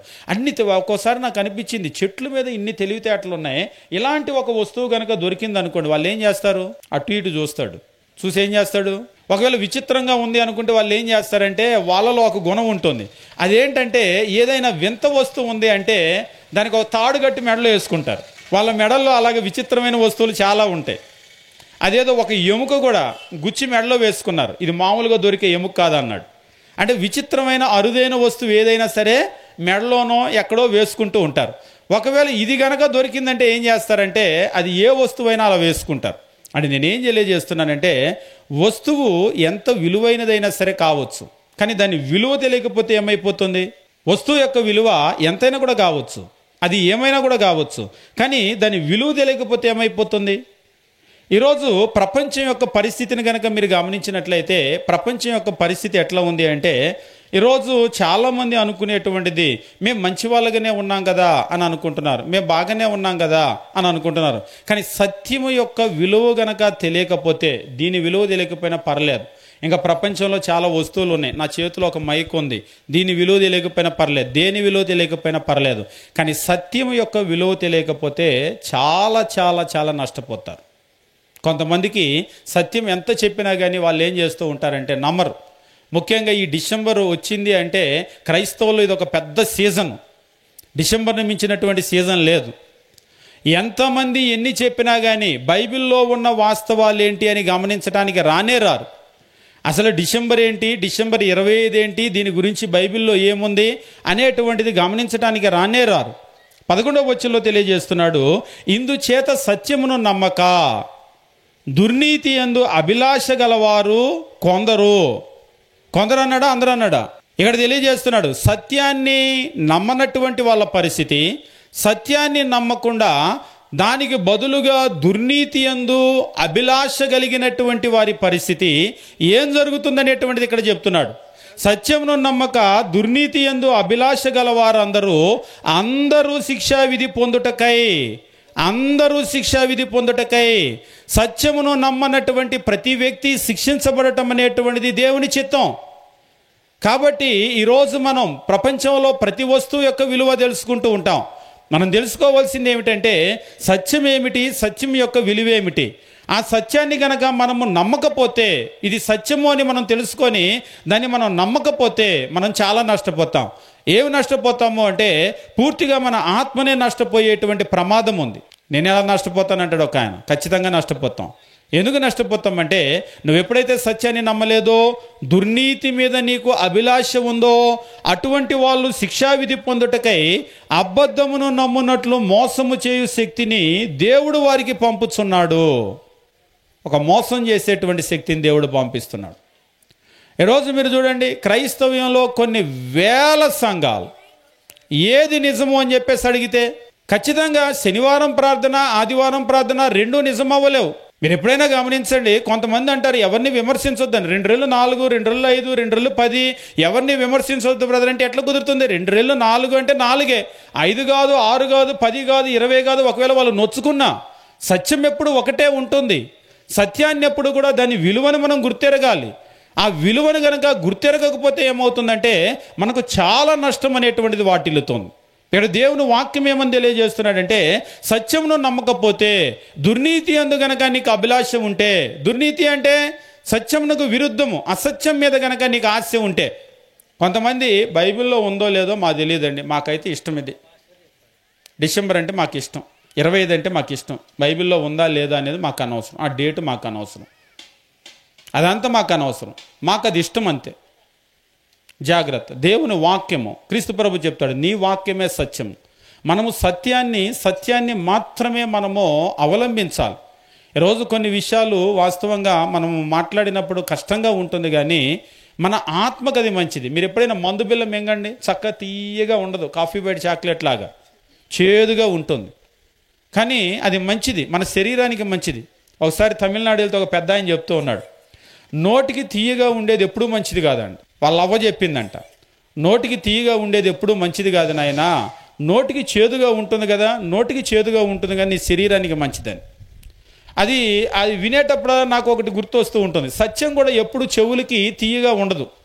మీరు సత్యాన్ని చెప్పండి చాలా ఇబ్బందిగా ఉంటుంది, అదే మీరు అసత్యాన్ని చెప్పండి అవి చాలా బాగా ఉంటాయి. కానీ దేవుని వాక్యం ఏమని తెలియజేస్తున్నాడంటే అటువంటి వారందరూ కూడా శిక్షావిధి పొందుటకై అబద్ధమును నమ్మునట్లు మోసము చేయు శక్తిని దేవుడు వారికి పంపుతున్నాడు. దేవుడే వారికి పంపుతున్నాడు. ఇంక చెప్పాలి అంటే నిన్నెవ్వడో రక్షించలేడు. దేవుడు అబద్ధాన్ని నమ్మేటట్టు మోసం చేసే శక్తిని దేవుడే పంపిస్తే ఆ మోసంలో నేను పడనంటే మనంత ఫూల్ లేడు. దేవుడే మనల్ని మోసం చేయాలి అని పంపిస్తే మోసపోనోడెవడు? దేవుడే మనల్ని మోసం చేయాలి అని పంపిస్తే నేను మోసపోను అంటే మన తెలివితేటలు పనికిరావు. ఆ మోసంలో నువ్వు పడకుండా ఉండాలి అంటే నువ్వు సత్యం మీద అభిలాష కలిగి ఉండాలి, సత్యాన్ని అవలంబించేవాడివై ఉండాలి. వారు మాత్రమే ఈ మోసంలో నుంచి తప్పించుకోగలరు. ఈరోజు కనుక మీరు చూసినట్లయితే ప్రపంచంలో ఒక్కొక్కసారి బాధ కలుగుతూ ఉంటుంది, కోకొలలుగా జనాలు అసత్యం వైపు వెళ్ళిపోతూ ఉంటారు. అసలు ఇది బైబిల్లో ఉందా లేదా అనేటువంటిది ఆలోచన చేయరు, నెడితే కింద పడిపోతూ ఉంటారు. అవి కూడా క్రైస్తవ సభలే, మహాసభలో.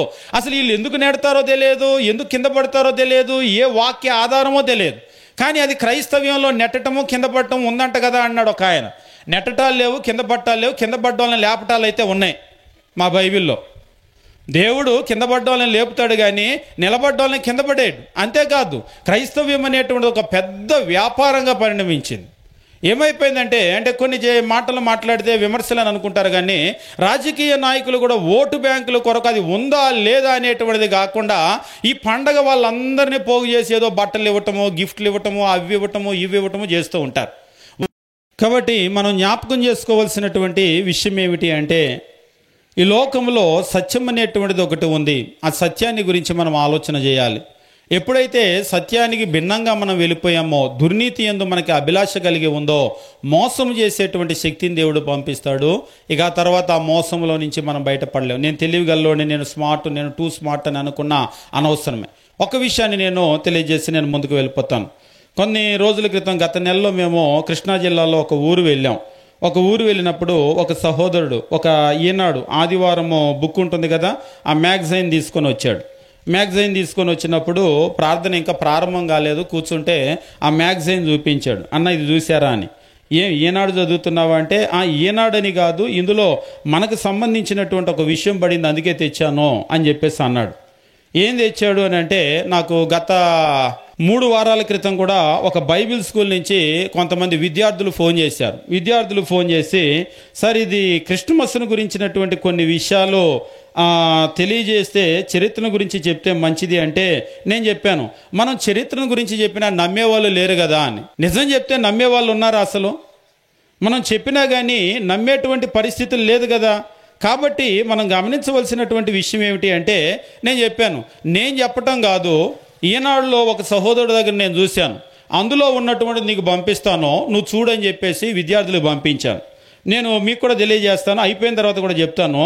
అందులో ఉన్నటువంటిది ఏంటంటే, యేసునాథుని జన్మదినం అనేటువంటి క్రిస్మస్ మీద ఒక ఆర్టికల్ రాశారు. నిజంగా ఇది ఎవరో చర్చ్ ఆఫ్ క్రైస్ట్ వాళ్ళు రాసింది కాదు. నిజంగా ఇది కనుక వాళ్ళు రాస్తుంటే మీరే రాస్తుంటారు నాకు తెలుసు అంటారు వాళ్ళు. ఈనాడు పేపర్లు రాశారు. నిజంగా వాళ్ళు చేసినటువంటి రీసెర్చ్ మాత్రం ఖచ్చితంగా అభినందించాలి. వాళ్ళు చేసినటువంటి రీసెర్చ్ ఏమిటి అంటే, అసలు క్రిస్మస్ పండుగ ఆ పదం ఎక్కడి నుంచి వచ్చింది, ఆ పండుగలో ఉన్నటువంటి ఆచారాలన్నీ ఎక్కడి నుంచి వచ్చినాయి, వీటన్నింటినీ చాలా సూక్ష్మంగా పరిశీలన చేశారు. ఉదాహరణకి మీకు రోడ్డు మీద వెళ్తూ ఉంటే ఒక చీర కట్టుకున్నటువంటి వ్యక్తులు కనబడ్డారు అనుకోండి, వెంటనే మీరు ఏమనుకుంటారు? ఖచ్చితంగా వీళ్ళు అమెరికా వాళ్ళే, నేను వెంటనే చెప్పగలను అని అనుకుంటారా? చీర కట్టుకున్న వాళ్ళు కనబడగానే వెంటనే మనం ఏం చెప్తాం? ఖచ్చితంగా మన ఇండియన్స్ అని అనుకుంటాం. లేకపోతే ప్రపంచంలో మీరు కనుక చూసినట్లయితే భారతదేశం నుంచి వెళ్ళి నాగరికత నేర్చుకున్న వాళ్ళు కొందరు ఉన్నారు. అది కూడా చీర ఏం చేస్తారంటే పైట చేయంగానే అంటారు కదా, ఇటువైపు వేస్తూ ఉంటారు, మనకి ఎడం వైపు. మీరు కొన్ని రాష్ట్రాల్లో ఇటువైపుకి వేస్తూ ఉంటారు, మార్వాడీలు ఉంటారు కదా, వాళ్ళు ఇటువైపుకి వేస్తూ ఉంటారు. ఉదాహరణకి ఇటువైపుకి వేస్తారనుకోండి, వాళ్ళ కట్టు బొట్టు అని అంటారు కదా, వెంటనే దాన్ని చూడగానే చీరే, అది కూడా చీరే, కానీ వాళ్ళు మన సౌత్ ఇండియన్స్ కట్టినట్టు కట్టరు. చూడగానే మనకు అర్థమైపోతుంది చీరే కానీ వీళ్ళు మనవాళ్ళు కాదు అని. ఎట్లా అర్థమైంది? ఒరే నువ్వు చాలా తెలివిగల్లోలాగా ఉన్నావు, మనిషిని చీర చూస్తే ఇన్ని విషయాలు చెప్పేస్తున్నావా అంటే ఎవరైనా చెప్పగలరు. దానికి తెలివేముంది? అంతే కదా. క్రిస్మస్ పండుగలో శాంటా ఒక ఆయన ఉన్నాడు కదా, ఆ శాంటాని చూసినప్పుడు, ఆయన డ్రెస్సుని చూసినప్పుడు ఇది ఎక్కడదని అర్థమవుతుంది. క్రిస్మస్ పండుగలో ఉన్నటువంటి క్రిస్మస్ ట్రీ అయితేనేమి, మీరు ఎప్పుడు క్రిస్మస్ సెట్టింగ్ చూడండి, బాగా మంచు ఉంటుంది, ఆ మంచు దేశాల్లో చెట్టు ఉంటుంది, అంటే ఇది ఖచ్చితంగా మన దేశంలో పుట్టింది కాదని. ఇజ్రాయెల్ దేశంలో కూడా అంత మంచు పడదు. మీరు చరిత్రలోకి వెళ్ళి గమనిస్తే అంత మంచు ఇజ్రాయెల్ దేశంలో కూడా పడదు. అది ఇజ్రాయెల్ దేశం చరిత్ర కూడా కాదు. అంటే ఆ మూలాల్లోకి వెళ్ళి అసలు ఈ డ్రెస్సును పట్టుకొని ఇది ఏ కల్చర్ అనేటువంటిది బయటకు తెచ్చారు. ఆ చెట్టును పట్టుకొని ఇది ప్రపంచంలో ఎక్కడ పెరిగే చెట్టు, ఈ చెట్టును ఆరాధించే వాళ్ళు ఎవరైనా బయటకు తెచ్చాడు. ఆ మంచును పట్టుకొని ఈ మంచు అసలు ఎక్కడ ప్రపంచంలో ఇలాంటి ప్రదేశాలు ఉంటాయి, మీరు దాన్ని చదివితే నిజంగా ఒక్కోసారి అనిపిస్తుంది, బైబిల్ చేతిలో పెట్టుకొని మనం కూడా ఇంత రీసెర్చ్ చేయమే దీని మీద, వీళ్ళు ఎంత బాగా రీసెర్చ్ చేశారని. అంటే నేను చెప్పాలనుకుంటున్నటువంటి విషయం ఏమిటి అంటే, దేవుని వాక్యం అనేటువంటిది ఈరోజు కొందరు ఆలోచన చేసేటువంటి పరిస్థితిలో లేరు. ఇది సత్యమా, ఇది కాదా, మాకు అనవసరం అండి, అదంతా కూడా మాకు ఇది నచ్చింది, మాకు ఇది సంతోషాన్ని ఇస్తుంది కాబట్టి మేము చేస్తూ ఉన్నాం అనేటువంటి విధంగా ఉంది. కానీ జాగ్రత్త గమనించండి, ఇక్కడ దేవుని వాక్యం అంటున్నాడు, సత్యమును నమ్మక దుర్నీతి యందు అభిలాష గల వారందరూ శిక్షావిధి పొందుతారు. శిక్షావిధి పొందుటకై అబద్ధమును నమ్మునట్లు మోసము చేయు శక్తిని దేవుడు వారికి పంపుచున్నాడు. కాబట్టి మనం తప్పించుకోలేం. మరి మనం చేయవలసింది ఏమిటి? కొంతమంది దీన్ని వినగానే డిసప్పాయింట్ అయిపోతారు, కానీ కింద వచనంలోనే చాలా గొప్ప మాట తెలియజేస్తూ ఉన్నాడు. ఒకవైపు మోసపోయే వాళ్ళు మోసపోవటానికి ఈ శక్తిని పంపిస్తే, రెండో వైపు రక్షణ పొందేవారు రక్షణ పొందటానికి మరొక పిలుపును పంపిస్తూ ఉన్నాడు. 2వ అధ్యాయం 13వ వచనము, ప్రభు వలన ప్రేమింపబడిన సహోదరులారా, ఆత్మ మిమ్మును పరిశుద్ధపరచబడుట వలన మీరు సత్యమును నమ్ముట వలన రక్షణ పొందుటకు దేవుడు ఆది నుంచి మిమ్మును ఏర్పరచుకున్న గనుక మేము మిమ్మును బట్టి ఎల్లప్పుడూ దేవునికి కృతజ్ఞతాస్తుతులు చెల్లించుచున్నాము. ఇక్కడ చెప్తున్నాడు, ఒకవైపేమో నశించిపోయేటువంటి వాళ్ళు అబద్ధాన్ని నమ్మి వాళ్ళు మోసపోతూ ఉంటే, మరోవైపు రక్షించబడటానికి ఎవరైతే ఎంపిక చేయబడ్డారో, మరొక రకంగా అంటే ఎవరు ఎంపిక చేయబడ్డారంటే ఎవరైతే సత్యాన్ని నమ్ముతున్నారో వాళ్ళందరూ కూడా రక్షణ పొందుతూ ఉన్నారు. దేవుని వాక్యంలో ఇక్కడ స్పష్టంగా తెలియజేస్తూ ఉంటాడు. అది ఏమిటి అంటే 14వ వచనం, మీరు ఇలాగూ రక్షింపబడి మన ప్రభువైన యేసుక్రీస్తు మహిమను పొందవలనని ఆయన మా సువార్త వలన మిమ్మల్ని పిలిచెను. ప్రపంచంలో ప్రతి మనిషి దగ్గరికి కూడా దేవుని పిలుపు వస్తుంది.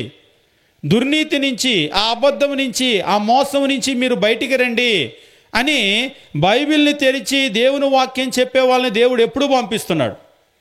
ఇప్పుడు ఈనాడు పత్రికలను కూడా పంపించాడు. వాళ్ళు కూడా చెప్పారు, ఒక రకంగా వాళ్ళు కూడా చెప్పారు.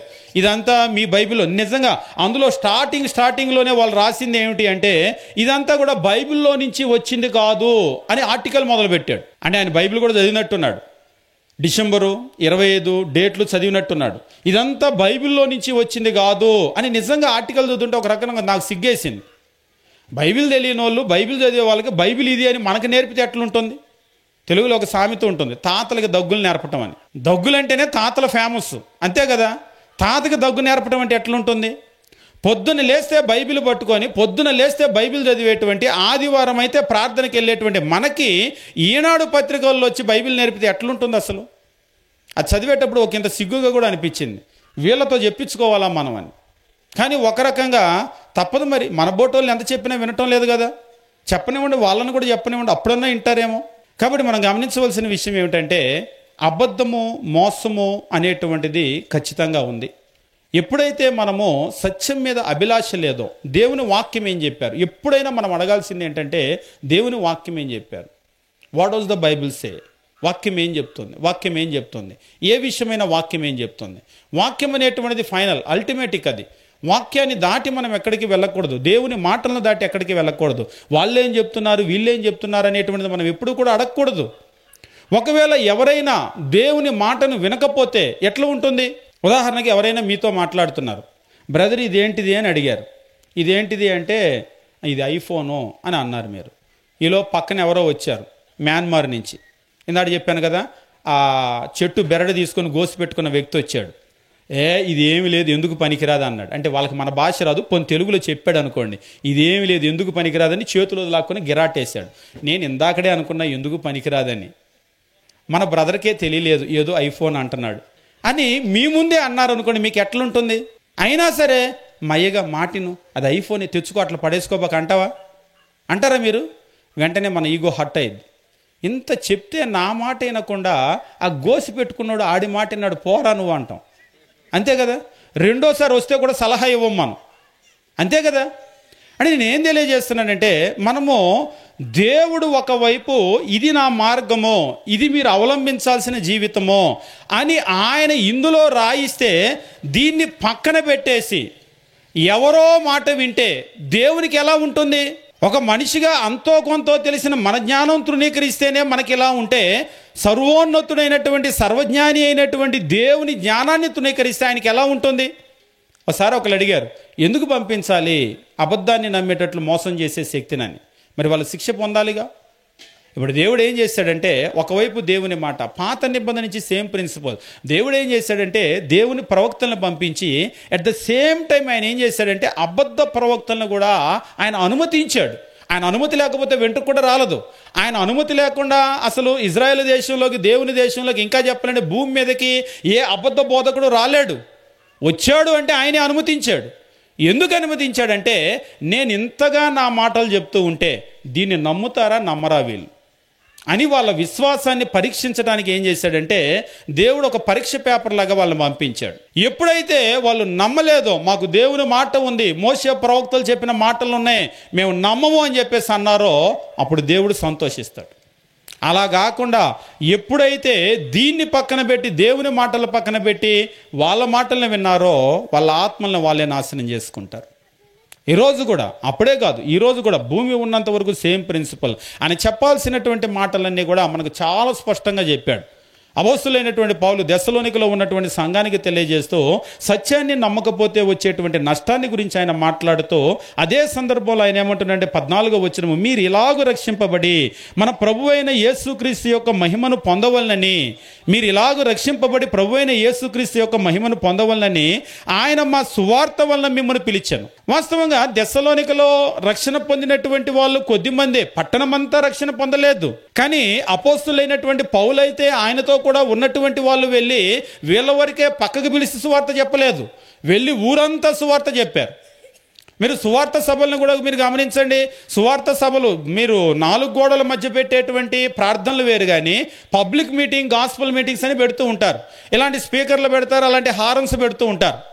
దేవుడు ఇచ్చినటువంటి గొప్ప వరం ఏంటంటే కళ్ళకి మూతలు ఇచ్చాడు, నోటికి కూడా మూత ఉంది, కానీ ఈ చెవులకి మూతలు లేవు.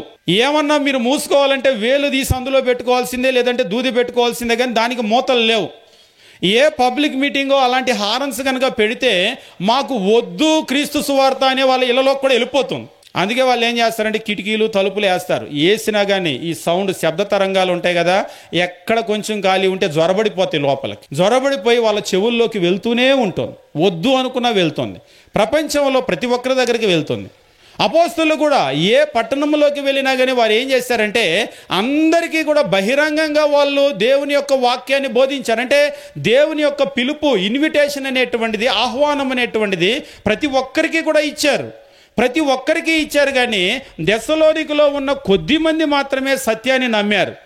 మిగిలినటువంటి వాళ్ళు సత్యాన్ని నమ్మలేదు. సత్యాన్ని నమ్మకపోగా దుర్నీతి యందు అభిలాష కలిగి ఉన్నారు. అటువంటి వాళ్ళకి పౌలు పత్రిక రాస్తూ జ్ఞాపకం చేస్తూ ఉన్నాడు, సత్యమును నమ్మక దుర్నీతి యందు అభిలాష గల వారందరూ శిక్షావిధి పొందుతారు. ఆ శిక్షావిధి పొందటానికే దేవుడు ఏం చేస్తున్నాడంటే అబద్ధమును నమ్మున్నట్లు మోసము చేసే శక్తిని పంపిస్తూ ఉన్నాడు. తెలుగులో మనకు చెప్తూ ఉంటారు, దొంగ చేతికి తాళం ఇచ్చినట్లు అని అంటూ ఉంటారు. దొంగ చేతికి తాళం ఇస్తే ఏమవుతుంది? ఒకసారి దొంగలు ఉంటారు. నిన్న కూడా నేను న్యూస్ చదువుతూ ఉంటే భార్య ఏమో జడ్పీటీసీ, భర్త ఏమో దొంగ, ప్రొఫెషనల్ దొంగ. అయితే మళ్ళీ అందులో రాయటం కూడా ఈయన మంచి దొంగ అని రాశారు. ధనవంతుల దగ్గర దొంగతనం చేసి బీదవాళ్ళకి పెడతాడంట, మంచి దొంగ అంట ఆయన. భార్య ఏమో మరి పాలిటిక్స్లో ఉంది. మరి అట్లాంటి పని మరి ఆయన ఎందుకు ఎంపిక చేసుకున్నాడో ఏంటో కానీ ప్రొఫెషనల్ దొంగ అంట. చాకచక్యంగా దొంగతనాలు చేస్తూ ఆ దొంగతనం చేసింది కూడా ఇలాగ ప్రజలకు పంచుతూ వస్తూ ఉన్నాడంట. దాని గురించి రాశారు. అయితే ఇక్కడ మనం గమనించేటువంటి విషయం ఏంటంటే దెస్సలోనిక అనేటువంటి పట్టణంలో కూడా అపోస్తలులు వెళ్ళినప్పుడు అక్కడ మీరు గమనించినట్లయితే అపోస్తలులు సువార్తను బహిరంగంగా ప్రకటించారు కానీ అందరికీ నమ్మే మనస్సు లేదు. సత్యం అంటే అందరికీ ఆసక్తి లేదు, అభిలాష లేదు. ఇంకా చెప్పాలంటే నిజంగా మీరు చెప్పేది బైబిల్లో అలా ఉందా అని తెరిచి చూచేవాళ్ళు లేరు తెలుసా. మీరు నమ్మినా నమ్మకపోయినా ఒకసారి మేము ఇలాగనే మాట్లాడుతూ ఉంటే, కొన్ని విషయాలు మాట్లాడుతూ ఉంటే పలానా వచనం పలానా తీయంటే మాకు ఏం అవసరం లేదు, నువ్వు వెళ్ళి అన్నారు. మాకు ఏం అవసరం లేదు. బైబిల్లో ఏదో అది మన మాట కాదు, బైబిల్లో పలానా చోట పలానా వచనం చూడండి అంటే మాకు ఏం అవసరం లేదు. మేము అనుకున్నాం అవసరం లేదు అనేటువంటి, నన్ను అవసరం లేదు అనుకోలేదు, దేవుని వాక్యం అవసరం లేదు అని అనుకున్నారు. అపోస్తలులు కూడా వెళ్ళి దెస్సలోనికలో వాక్యాన్ని ప్రకటించినప్పుడు కొద్ది మంది మాత్రమే ఆ ఆహ్వానాన్ని అందిపుచ్చుకున్నారు, కొద్ది మంది మాత్రమే అందిపుచ్చుకున్నారు. వాళ్ళ జీవితాల్లోకి రక్షణ అనేటువంటిది వచ్చింది. ఈరోజు మీ అందరికి కూడా తెలియజేసే విషయం ఏమిటి అంటే ప్రభు అయినటువంటి యేసు ద్వారా ప్రపంచంలో ఉన్నటువంటి ప్రతి వ్యక్తిని కూడా నీతిమంతుని చేయటానికి దేవుడు మన కొరకు ద్వారాలు తెరిచాడు. ప్రతి వ్యక్తిని, ఇంకా చెప్పాలంటే నీతి అనేటువంటి మాటను ఉచ్చరించడానికి కూడా అర్హత లేదు మనకి. ఈ ప్రపంచంలో మనం ఏదో డబ్బు ఉంటే దీవించబడతాం, ఆస్తి ఉంటే దీవించబడతాం, భూమి ఉంటే దీవించబడతామని అంటారు. కానీ వీటన్నింటికి మించినటువంటిది ఏమిటంటే నీతిమంతునికి దేవుడిచ్చే దీవెనలు గనక మీరు కీర్తనల గ్రంథం, సామెతల గ్రంథం కనుక చదువుతూ మొదలు పెడితే, మీరు రాయటం మొదలు పెడితే పేజీలు నిండిపోతూ ఉంటాయి. అన్ని దీవెనలు దేవుడిచ్చాడు. మరి నీతిమంతుడు అంటే మా గురించి కాదుగా, నీతిమంతుడు ఒకడు కూడా లేడు అంటే వాస్తవంగా లేడు. కానీ ప్రభు అయినటువంటి యేసు ద్వారా దేవుడు మనలందరినీ కూడా నీతిమంతులను చేస్తూ ఉన్నాడు.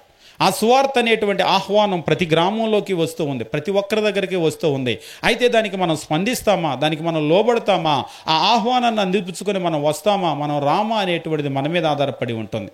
కాబట్టి ఈరోజు మనం గమనించేటువంటి విషయం ఏమిటి అంటే ప్రభు అయినటువంటి యేసు యొక్క సువార్త అనేటువంటి ఆ పిలుపు ప్రతి ఒక్కరి దగ్గరికి వస్తూనే ఉంది. మళ్ళీ ఒకసారి మనం చదువుకుని ముందుకు వెళ్ళిపోదాం. 14వ వచనం మనం గమనించినప్పుడు, మీరు ఇలాగూ రక్షింపబడి మన ప్రభు అయిన యేసుక్రీస్తు యొక్క మహిమను పొందవలనని ఆయన మా సువార్త వలన మిమ్మల్ని పిలిచెను. సువార్త వలన పిలువబడ్డారు.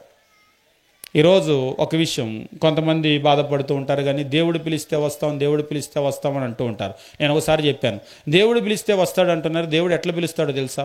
దేవుడు ఎట్లా పిలుస్తాడు? దేవుడు ఎట్లా పిలుస్తాడనేది దేవుడు చెప్పాలి, అంతే కదా. దేవుడు ఎట్లా పిలుస్తాడనేది మనం అనుకుంటే కాదు. ఇవాళ లోకంలో ఉన్న పెద్ద సమస్య ఏంటంటే అన్నిటికీ మనమే అనేసుకుంటాం, దేవుడు ఎలా పిలుస్తాడు అలా పిలుస్తాడని. కానీ దేవుడు ఎలా పిలుస్తున్నాడు అనేటువంటి మాటని ఇక్కడ తెలియజేస్తూ, సువార్త వలన మిమ్మును పిలిచెను. కాబట్టి వాక్యం ఎప్పుడైతే ప్రకటించబడినప్పుడు మనకి ఇన్విటేషన్ వచ్చింది. దేవుడు మనకు ఆ ఇన్విటేషన్ పంపించాడు, ఆహ్వానాన్ని మనకు పంపించాడు. ఎవరైతే దానికి స్పందిస్తారో, స్పందించినటువంటి వారు ఆ ప్రభు అయినటువంటి యేసు యొక్క మహిమను వాళ్ళు పొందుతారు, ఆ నీతిని వాళ్ళు పొందుతారు, ఆ దీవెన వారి కుటుంబాలు పొందేటువంటి అవకాశం ఉంటుంది. కానీ ఎప్పుడైతే వాళ్ళు దాన్ని తిరస్కరిస్తారో, దానికి వాళ్ళు లోబడరో, ఉన్నటువంటి వాక్యాన్ని చూడలేరో, దేవుని యొక్క దీవెన ఆశీర్వాదం అనేటువంటిది ఎంత మాత్రం వాళ్ళు సొంతం చేసుకోలేరు. ఎఫెసీయులకు రాసినటువంటి పత్రిక 1వ అధ్యాయము 7వ వచనం మనం గమనించేటప్పుడు దేవుని వాక్యం ఈ రీతిగా తెలియజేస్తూ ఉంటాడు. ఎఫెసీయులకు రాసిన పత్రిక 1వ అధ్యాయము మనం గమనించేటప్పుడు 7వ వచనాన్ని మనం గమనించినట్లయితే ఇక్కడ తెలియజేస్తూ, దేవుని కృపా మహదైశ్వర్యమును బట్టి ఆ ప్రియుని యందు ఆయన రక్తము వలన మనకు విమోచనము, అనగా మన అపరాధములకు క్షమాపణ మనకు కలిగి ఉన్నది అని అంటున్నాడు. ఈరోజు పాపంలో ఉన్నటువంటి ప్రతి మనిషి కూడా కడగబడేటువంటి మార్గాన్ని ఇక్కడ తెలియజేస్తూ ఉన్నాడు. ఎట్లా మనల్ని విమోచిస్తూ ఉన్నాడు? విమోచించడం అంటే విడిపించటం. ఇప్పుడు మనము ఎక్కడైనా అప్పు ఉన్నాం అనుకోండి, అప్పు తీసుకునేటప్పుడు ఒక బాండ్ పేపర్ మీద సంతకం పెడుతూ ఉంటాం. ఇప్పుడు అప్పు తీరిపోయిన తర్వాత ఏం చేస్తారు? మళ్ళీ భవిష్యత్తులో అప్పు తీసుకుంటావుగా, ఈ కాగితం నా దగ్గరే ఉంచుతాలే, నువ్వు వెళ్ళు అన్నారు. అప్పు కట్టేసాక ఒప్పుకుంటారా మీరు? ఎట్టి పరిస్థితుల్లో మళ్ళీ అప్పుకు వస్తే మళ్ళీ రాసిస్తాను, కానీ ఇప్పుడు దాన్ని ఇచ్చే చింపేస్తా అంటారు, అంతేనా? ఇప్పుడు మనం ఎప్పుడైతే అప్పు కట్టేసామో, విడిపించబడింది అనే దానికి గుర్తు ఏంటంటే దాన్ని తీసుకొని మనం కొట్టేస్తాం, లేకపోతే చింపేస్తాం. మీరు పాపములో ఉన్నటువంటి వ్యక్తిని విడిపించేటువంటి దాని గురించి మాట్లాడుతూ, ఇప్పుడు లోకంలో ఒకవేళ ఒక 1000 రూపాయలు అప్పు కనుక తీసుకున్నారనుకోండి, ఆ 1000 ఒకవేళ వడ్డీ అయితే వడ్డీతో సహా మనం కట్టాలి. ఎంతైతే అప్పు ఉంటుందో అంత మనం కట్టాలి. కట్టినప్పుడు మాత్రమే విడిపించబడతాం. ప్రశ్న ఏమిటి అంటే, పాపంలో ఉన్నటువంటి మనము, అపవాది యొక్క బానిసత్వంలో ఉన్నటువంటి మనము దేని ద్వారా విడిపించబడతాం? ఎంత చెల్లించాలి? ఈ పాపం అనేటువంటి బానిసత్వం నుంచి, అంటే ఈవేళ ఉన్న భాషకి ఇది తెలియదేమో కానీ, ఒకప్పుడు బానిసల్ని అమ్ముకోవటం కొనుక్కోవటం ఉండేది. ఒక మనిషిని కూడా, మనుషుల్ని అమ్మేవాళ్ళు కొనేవాళ్ళు బానిసల్ని. ఇప్పుడు ఒక మనిషి బానిసత్వంలో ఉంటే అతన్ని వెల ఎంతో ఇచ్చి అతన్ని విడిపించాలి. ఇప్పుడు దేవుని వాక్యం కూడా ఏం తెలియజేస్తున్నాడంటే, పాపములో ఉండేటువంటి మనల్ని క్రీస్తు తన యొక్క రక్తం ఇచ్చి, ఆయన రక్తం ద్వారా మనల్ని విడిపించాడు. అదే చెప్తున్నాడు. మళ్ళీ ఒకసారి 7వ వచనము, దేవుని కృపా మహదైశ్వర్యమును బట్టి, నిజంగా ఆయన చాలా కృప చూపించాడు. ఆయన ఆ కృపే గనక చూపించకపోతే, ఇందాక చెప్పినట్టుగా నీతిమంతుడు లేడు, ఒక్కడూ లేడు, మనమందరం కూడా పాపులుగానే భక్తిహీనులుగానే మిగిలిపోయి మనమందరం కూడా నరకానికి వెళ్ళిపోయేవాళ్ళం. ఆ నరకానికి వెళ్లకుండా, మన ఆత్మ నశించిపోకుండా, మనము మన కుటుంబాలు నాశనం అయిపోకుండా ప్రభు అయినటువంటి యేసు మనలందరినీ కూడా తప్పించాడు. అదే ఇక్కడ తెలియజేస్తే, ఆయన కృపామహదైశ్వర్యను బట్టి ఆ ప్రియుని యందు ఆయన రక్తం వలన మనకు విమోచనము, అనగా మన అపరాధములకు క్షమాపణ కలిగి ఉన్నది. ఆయన రక్తం వలన మనకు విమోచనము కలుగుతూ ఉంది. అపొస్తలుల కార్యములు 20వ అధ్యాయము 28వ వచనం కూడా మనం గమనించేటప్పుడు దేవుని వాక్యం ఈ రీతిగా తెలియజేస్తూ ఉంటాడు. అపొస్తలుల కార్యములు 20వ అధ్యాయము మనం గమనించినట్లయితే 28వ వచనములో, దేవుడు తన స్వరక్తమిచ్చి సంపాదించిన తన సంఘము, రక్తమిచ్చి సంపాదించిన సంఘము. ఇందాడు చెప్తున్నాడు, ఆయన రక్తం వలన మనల్ని విమోచించాడు, విడిపించాడు. ఇక్కడ అంటున్నాడు, రక్తం ఇచ్చి మనల్ని కొనుక్కున్నాడు. ప్రశ్న ఏమిటి అంటే, ఆయన రక్తం ఇచ్చి మనల్ని విడిపించాడు, లేదా మనల్ని తప్పించాడు, లేదా మనల్ని కొనుక్కున్నాడు అంటే, అసలు ఈ రక్తం మనల్ని ఎక్కడ కలుసుకుంటుంది? లేదా మనం ఈ రక్తాన్ని ఎక్కడ కలుసుకుంటాం? ఈ రక్తం అసలు మనకి ఎలా వర్తిస్తుంది? ఒకసారి ఒకరు అడిగారు, 2000 సంవత్సరాల క్రితం చనిపోయిన క్రీస్తు రక్తం ఇప్పుడు నాకెలాగా వర్తిస్తుంది? నేను ఎలా దాన్ని కలుసుకోగలుగుతాను? అది వచ్చి 2000 సంవత్సరాల తర్వాత ఉన్న నా పాపాన్ని ఎలా గడుగుతుంది? క్రీస్తు యొక్క రక్తం అసలు మనము ఎప్పుడు ఎక్కడ కలుసుకుంటాం? అది మనల్ని ఎక్కడ కలుసుకుంటుంది? క్రైస్తవ్యంలో చాలా ప్రాముఖ్యమైనటువంటి విషయం ఏమిటంటే, పాపమును కడిగి వేసుకునేటువంటి ప్రక్రియ. కొంతమంది నిజంగానే అడుగుతూ ఉంటారు, ఈ నీళ్ళల్లో మునిగితే మీ పాపం పోయిద్దా అని అడుగుతూ ఉంటారు. బాప్తీసం పొందేటప్పుడు నీళ్ళల్లో మునుగుతాం. ఒకసారి అలాగనే ఒక ఊర్లో ఒక చెరువులో బాప్తీసం ఇచ్చేటప్పుడు ఆయనే అడిగాడు. చెరువులో బాప్తీసం ఇచ్చి వచ్చిన తర్వాత, ఈ చెరువులో నేను చాలాసార్లు మునిగాగా అన్నాడు. ఈ చెరువులో అంటే చాలాసార్లు ఆయన స్నానం చేసేటప్పుడు చాలాసార్లు మునిగాడు, మరి ఇప్పుడు మునిగాడు. అప్పుడు మునిగిన దానికి ఇప్పుడు మునిగిన దానికి తేడా ఏంటి? పక్కన ఆయన అంటున్నాడు, అప్పుడు అయ్యగారు ముంచలా నువ్వు మునిగావు, ఇప్పుడు అయ్యగారు వచ్చి ముంచాడు, అంతేనా తేడా? ఇంకేం తేడా ఉంది? అదే ఊరు, అదే చెరువు, అదే నీళ్లు. అప్పటికి ఇప్పటికి తేడా ఏంటి? పాత నిబంధనలో నయమాన్ అనేటువంటి ఒక కుష్ఠరోగి ఉన్నాడు. ఆ నయమాన్ అనేటువంటి కుష్ఠరోగి తన కుష్ఠరోగాన్ని బాగు చేసుకోవటానికి ఎలీషా ప్రవక్త దగ్గరకు వచ్చినప్పుడు, నువ్వు యోర్దాన్ నదిలోకి వెళ్ళి 7 సార్లు మునుగు అని అన్నాడు, నువ్వు శుద్ధుడు అవుతావని. బాగా ఆలోచన చేయండి. ఎలీషా దగ్గరికి రాలేదు అసలు ఆయన, ఎలీషాని కలుసుకోలేదు. ఎలీషా కూడా దేవుడు చెప్పినటువంటి ఆ మాటని చెప్పలేదు అనుకోండి. జీవితంలో ఎన్నోసార్లు యోర్దాన్ నదికి వచ్చి ఎన్నోసార్లు 7 సార్లుగా 70 సార్లు మునిగి ఉంటాడు అనుకోండి, అప్పుడు బాగుపడేవాడా? మరి ఇప్పుడు మునిగితే ఎందుకు బాగుపడుతున్నాడు? అదే యోర్దాన్ నది, అదే నీళ్లు, అదే ఎలీషా, పోనీ అదే కుష్ఠరోగం, అప్పుడు బాగుపడకుండా ఇప్పుడు ఎందుకు బాగుపడతాడు? వాస్తవం ఏమిటంటే ఆ శక్తి యోర్దాన్ నీళ్ళకో ఉన్నటువంటిది కాదు. దేవుని మాట, ఆ మాటకు ఆయన ఎప్పుడైతే విధేయతను చూపించాడో, విధేయతను చూపించడం ద్వారా ఆ స్వస్థత దేవుడిచ్చింది, యోర్దాన్ నది ఇచ్చింది కాదు. దేవుడు ఏం చేస్తున్నాడంటే ఆ విధేయతను చూపిస్తాడా లేదా అనేటువంటి పరీక్షను పెడుతూ ఉన్నాడు.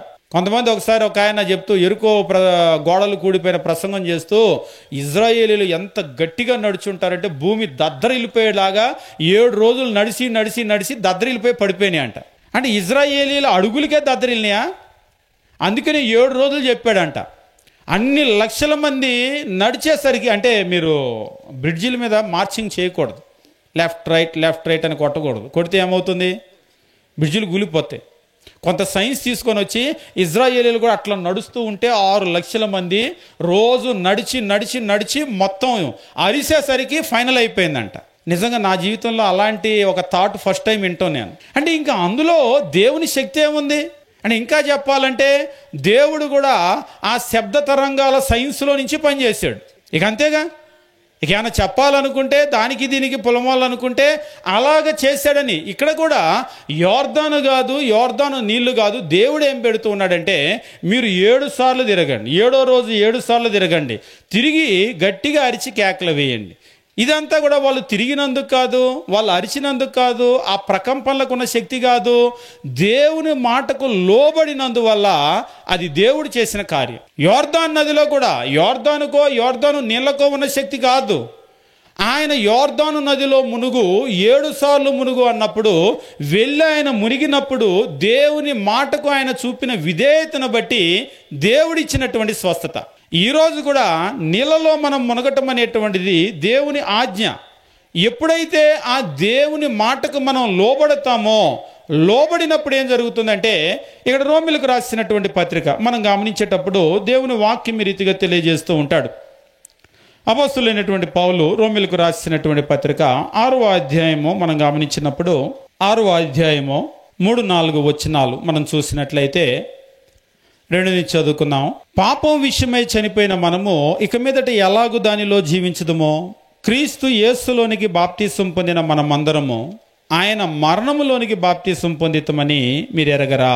క్రీస్తు యేసులోనికి బాప్తీసం పొందిన మనమందరము ఆయన మరణములోనికి బాప్తీసం అంటే నీళ్ళలో ముంచబడ్డాము అని అంటే అది దేనికి సాదృశ్యం అంటే, ఇక్కడ చెప్తూ ఉన్నాడు, క్రీస్తు యేసులోనికి బాప్తీసం పొందిన మనము ఆయన మరణంలోనికి బాప్తీసం పొందాం. అంటే ఆయన ఎలాగైతే చనిపోయాడో, ఆయన ఎలాగైతే సమాధిలో పెట్టబడ్డాడో, అలాగనే మనము మన పాపముల విషయమై మరణించి నీటిలో మనం సమాధి చేయబడుతూ ఉన్నాం. ఎప్పుడైతే పాత మనిషి చనిపోయి నీటిలో సమాధి చేయబడ్డామో, మరొక రకంగా నీటిలో మనం మునిగినప్పుడు ఏమవుతుందంటే అక్కడ ప్రభు అయినటువంటి యేసు యొక్క రక్తం వలన 4వ వచనము, కాబట్టి తండ్రి మహిమ వలన క్రీస్తు మృతుల్లో నుంచి ఎలాగో లేపబడినో అలాగే మనము నూతన జీవం పొందిన వారమై నడుచుకున్నట్లు మనం బాప్తిస్మం వలన మరణములో పాలు పొందుటకై ఆయనతో కూడా పాతి పెట్టబడితిమి. ఆ బాప్తిసం పొందినప్పుడు ఏం జరుగుతుందంటే ఆ మాటకు విధేయతను చూపించటం వల్ల ఆ నూతన జీవాన్ని దేవుడు మనకి ఇస్తూ ఉన్నాడు. కాబట్టి క్రీస్తు ప్రభు రక్తం అనేటువంటిది మనల్ని ఎక్కడ కడుగుతుంది, మనం విధేయత చూపించేటువంటి ఆ పాయింట్ ఎక్కడ అని అంటే, మనం ఎప్పుడైతే బాప్తిసం పొందుతామో అక్కడ, ఉదాహరణకి నయమాను యోర్దాను నది దగ్గరికి వెళ్ళాడు, ఇంకా ఆయనకి స్వస్థత రాదు. గట్టెక్కాడు, స్వస్థత రాదు. లోపలికి దిగాడు, స్వస్థత రాదు. ఒకసారి మునిగాడు, స్వస్థత రాదు. 2, 3, 4, 5, 6, 7 దేవుడు చెప్పినటువంటి ఆ మాటకు పూర్తిగా ఎప్పుడైతే విధేయతను చూపించాడో అప్పుడు ఆయనకి స్వస్థత వస్తుంది. అప్పుడే దేవుడు ఆయనకి స్వస్థత ఇస్తాడు. ఈరోజు కూడా మన మంచితనం అనేటువంటిది మనకు సరిపోదు. మరి మనం రక్షించబడాలంటే ఏం చేయాలి అంటే, మనం ప్రభు అయినటువంటి యేసు రక్తం ద్వారా మనం కడగబడి మనం నీతిమంతులం అవ్వాలి. ప్రభు అయినటువంటి యేసు రక్తం నన్నెక్కడ కలుసుకుంటుంది, నేనెప్పుడు ఆ రక్తం ద్వారా కడగబడతాను అంటే, మనం ఎప్పుడైతే బాప్తిసంలో నీళ్ళలో మనం మునుగుతామో, పాత మనిషి చనిపోయి సమాధి చేయబడతాడో, క్రీస్తు ఎలాగైతే చనిపోయిన తర్వాత సమాధిలో పెట్టబడ్డాడో అలాగనే పాత మనిషి చనిపోయిన తర్వాత మారు మనసు పొందిన తర్వాత నీటిలో మనం సమాధి చేయబడాలి. ఆ సమాధి చేయబడినప్పుడు క్రీస్తుని ఎలాగైతే క్రొత్త జీవంతో లేపాడో, నూతన జీవంతో, మనల్ని కూడా దేవుడు నూతన జీవంతో లేపుతున్నాడు. అంటే క్రొత్త మనిషిగా లేపుతున్నాడు అంటే పాత పాపాలను అక్కడ సమాధి చేయబోతూ ఉన్నాడు దేవుడు. ఇంకా మనం గమనించినప్పుడు ఇది బాగా అర్థం కావాలంటే, ప్రకటన గ్రంథంలో దేవుని వాక్యాన్ని చదివేటప్పుడు ఇక్కడ ఒక మాటను అపోస్తులైనటువంటి యోహాను తెలియజేస్తూ ఉంటాడు. తెలియజేస్తూ ఆయన ఈ రీతిగా చెప్తూ ఉంటాడు. ప్రకటన గ్రంథము 1వ అధ్యాయము మనం గమనించినప్పుడు 6వ వచనాన్ని మనం చూసినప్పుడు, 6వ వచనము ఇది చదవటానికి ముందుగా దీన్ని చదివిన తర్వాత చదువుదాం. ప్రకటన గ్రంథం 1వ అధ్యాయము 6వ వచనాన్ని మనం గమనించినట్లయితే ఇక్కడ అంటూ ఉన్నాడు, మనల్ని ప్రేమించుచు ఆయన రక్తం వలన మన పాపముల నుండి మనలను విడిపించిన వానికి, తన రక్తం వలన మన పాపముల నుండి మనలను విడిపించిన వానికి. ఆయన రక్తం మనల్ని ఎక్కడ విడిపించింది, ఎక్కడ మనల్ని కడిగింది? అపోస్తల కార్యములు 22వ అధ్యాయం మనం గమనించినప్పుడు 16వ వచనములో ఇక్కడ చెప్తూ ఉంటాడు. అననీయ వచ్చి ఏమంటూ ఉంటాడంటే సౌలుతో, గనుక నీవు తడవు చేయట ఎందుకు, లేచి ఆయన నామమును బట్టి ప్రార్థన చేసి బాప్తిస్మం పొంది నీ పాపములు కడిగి వేసుకొనమని చెప్పాను. బాప్తిస్మము పొంది నీ పాపములు కడిగి వేసుకొనమని చెప్పాను. కాబట్టి మన మంచితనం సరిపోదు, మన ఆస్తి మన ఐశ్వర్యం సరిపోదు, మన ఇల్లు మన స్థలాల్లో మన పొలాల్లో మనకు దీవెనకు సరిపో, మన పిల్లల దీవెన కొరకు అవి సరిపో. మరి ఏం కావాలి అంటే మనమందరము కూడా నీతిమంతులం కావాల్సినటువంటి అవసరం ఉంది. వాస్తవంగా నీతి అంటే మనం ఈ ప్రపంచంలో ఉన్న ఆస్తి అంతా ఇచ్చినా దాన్ని సంపాదించుకోలేం, కానీ ప్రభు అయినటువంటి యేసు ద్వారా మనలందరినీ కూడా నీతిమంతులను చేశాడు దేవుడు. మనలందరినీ కూడా అవకాశం ప్రపంచంలో ప్రతి ఒక్కరికి ఉంది. ఈ కులము ఆ కులము, ఈ మతము ఆ మతము, చదువు ఉన్న వాళ్ళు చదువు లేని వాళ్ళు, ఇంకా చెప్పాలంటే ధనవంతులు బీదలు, దీనిలో ఏ విధమైనటువంటి భేదం లేదు. మీరు సర్వలోకానికి వెళ్ళి సర్వసృష్టికి సువార్త ప్రకటించండి. సువార్త అనేటువంటిది ఆహ్వానం, ప్రతి ఒక్కరికి కూడా ఆహ్వానం. ప్రభు అయినటువంటి యేసులోనికి వచ్చి ఆ నూతన జీవాన్ని పొందేదానికి, నీతిని పొందేదానికి, నీతిమంతులు అవటానికి ప్రతి ఒక్కరికి కూడా ఆహ్వానం. కాబట్టి ఈరోజు మనం గమనించవలసినటువంటి విషయం ఏమిటంటే, లోకములో ఈ ఆహ్వానం వచ్చినప్పుడు ఎవరైతే సత్యాన్ని నమ్మటం లేదో, దుర్నీతి మీద అభిలాష కలిగి ఉంటున్నారో వాళ్ళకి శిక్ష విధించడానికి దేవుడు మోసం చేసే శక్తిని పంపిస్తున్నాడు. కాబట్టి జాగ్రత్త. సత్యాన్ని నమ్మకపోతే చాలా పెద్ద ప్రమాదం అనేటువంటిది ఉంది. చివరిగా మనం గమనించినట్లయితే ప్రభు అయినటువంటి యేసు ద్వారా ఇచ్చినటువంటి రక్షణ అనేటువంటిది ఎక్కడ ఉంది అనేటువంటి విషయాన్ని బైబిల్లో తెలియజేస్తూ చాలా స్పష్టంగా ఇక్కడ ఈ విషయాన్ని చెప్తూ ఉంటాడు. మనం బైబిల్లో గమనించినప్పుడు ఈ రక్షణ పొందినటువంటి వారందరూ కూడా అపోస్తల కార్యగ్రంథము 2వ అధ్యాయము మనం గమనించేటప్పుడు 47వ వచనంలో ఈ రీతిగా చెప్తూ ఉంటాడు. 47వ వచనంలో, ఆనందముతోనూ నిష్కపటమైన హృదయముతోనూ ఆహారం పుచ్చుకొనుచుండిరి, మరియు ప్రభువు రక్షణ పొందుచున్న వారిని అనుదినము వారితో చేర్చుచుండెను. వారితో అంటే ముందుగా రక్షణ పొందినటువంటి వారు, సంఘం ఏదైతే ఉందో సంఘములో చేరుస్తూ ఉన్నాడు. చివరిగా ఒక విషయం నేను తెలియజేసేటువంటి విషయం ఏంటంటే, బైబిల్లో ఉన్నటువంటి విషయాలను దయచేసి మనం తీసి పరిశీలన చేయవలసినటువంటి అవసరం ఉంటుంది. ఒక్కోసారి మన చేతిలో ఉన్న గ్రంథాన్ని మనం నేర్చుకోకుండా ఎవరో అన్యులు వచ్చి మనకు నేర్పుతూ ఉంటే సిగ్గేస్తూ ఉంటుంది. ఈనాడులో ఉన్నటువంటి ఆర్టికల్ చూసినప్పుడు నిజంగా నాకు సిగ్గేసింది. మన క్రైస్తవులు వాళ్ళతో కూడా చెప్పించుకోవాలా అని. నిజంగా మన చేతిలో బైబిల్ పెట్టుకొని చిన్నప్పటి నుంచి బైబిల్ చదువుకుంటూ ఇందులో ఉన్న విషయాలు మనం ఎరగకుండా ఎవరో అన్యులు వచ్చి మీ బైబిల్లో లేదని వాళ్ళు నేర్పుతుంటే మనకు సిగ్గు కదా వేస్తుంది. కాబట్టి మనం బైబిల్లో ఉన్నటువంటి కొన్ని విషయాలను ఖచ్చితంగా పరిశీలన చేయవలసినటువంటి అవసరం ఉంది. అదేమిటి అంటే బైబిల్లో మనం గమనించినప్పుడు రక్షణ పొందినటువంటి వారందరినీ కూడా దేవుడు ఇక్కడ కనుక గమనించినట్లయితే వారితో చేర్చుచుండెను, రక్షణ పొందుచున్న వారిని. అదే మీరు ఆంగ్లంలో కనుక గమనించినట్లయితే ఇక్కడ మాటను తెలియజేస్తూ, and the Lord added to the church daily those who are being saved. And the Lord added to the church daily those who are being saved. ప్రతిదినము రక్షణ పొందుచున్న వారిని సంఘములో ఆయన చేరుస్తూ ఉన్నాడు. సంఘం అంటే రక్షణ పొందిన వారు, సమూహము, ఆ గుంపులో చేరుస్తూ ఉన్నాడు. కాబట్టి ప్రపంచంలో రక్షణ పొందిన వారందరూ కూడా ఎక్కడ ఉంటారు అంటే దేవుడు రక్షణ పొందిన వాళ్ళని సంఘంలో చేరుస్తూ ఉన్నాడు. కాబట్టి సంఘానికి బయట రక్షణ పొందిన వారు ఉండరు. ఒకసారి ఒకరు అడిగారు, అంటే సంఘంలో ఉంటేనే రక్షణ పొందినట్ట లేకపోతే కాదా అని అన్నాడు. మరి ప్రపంచంలో చాలామంది మంచి వాళ్ళు ఉన్నారు కదా, ఎదుటి వాళ్ళకి సాయం చేసే వాళ్ళు ఉన్నారు, దాన ధర్మాలు చేసే వాళ్ళు ఉన్నారు. అన్ని మతాల్లో, ఈ మతం ఆ మతం అని కాదు, అన్ని మతాల్లో మంచి వాళ్ళు ఉన్నారు కదా అని అన్నాడు.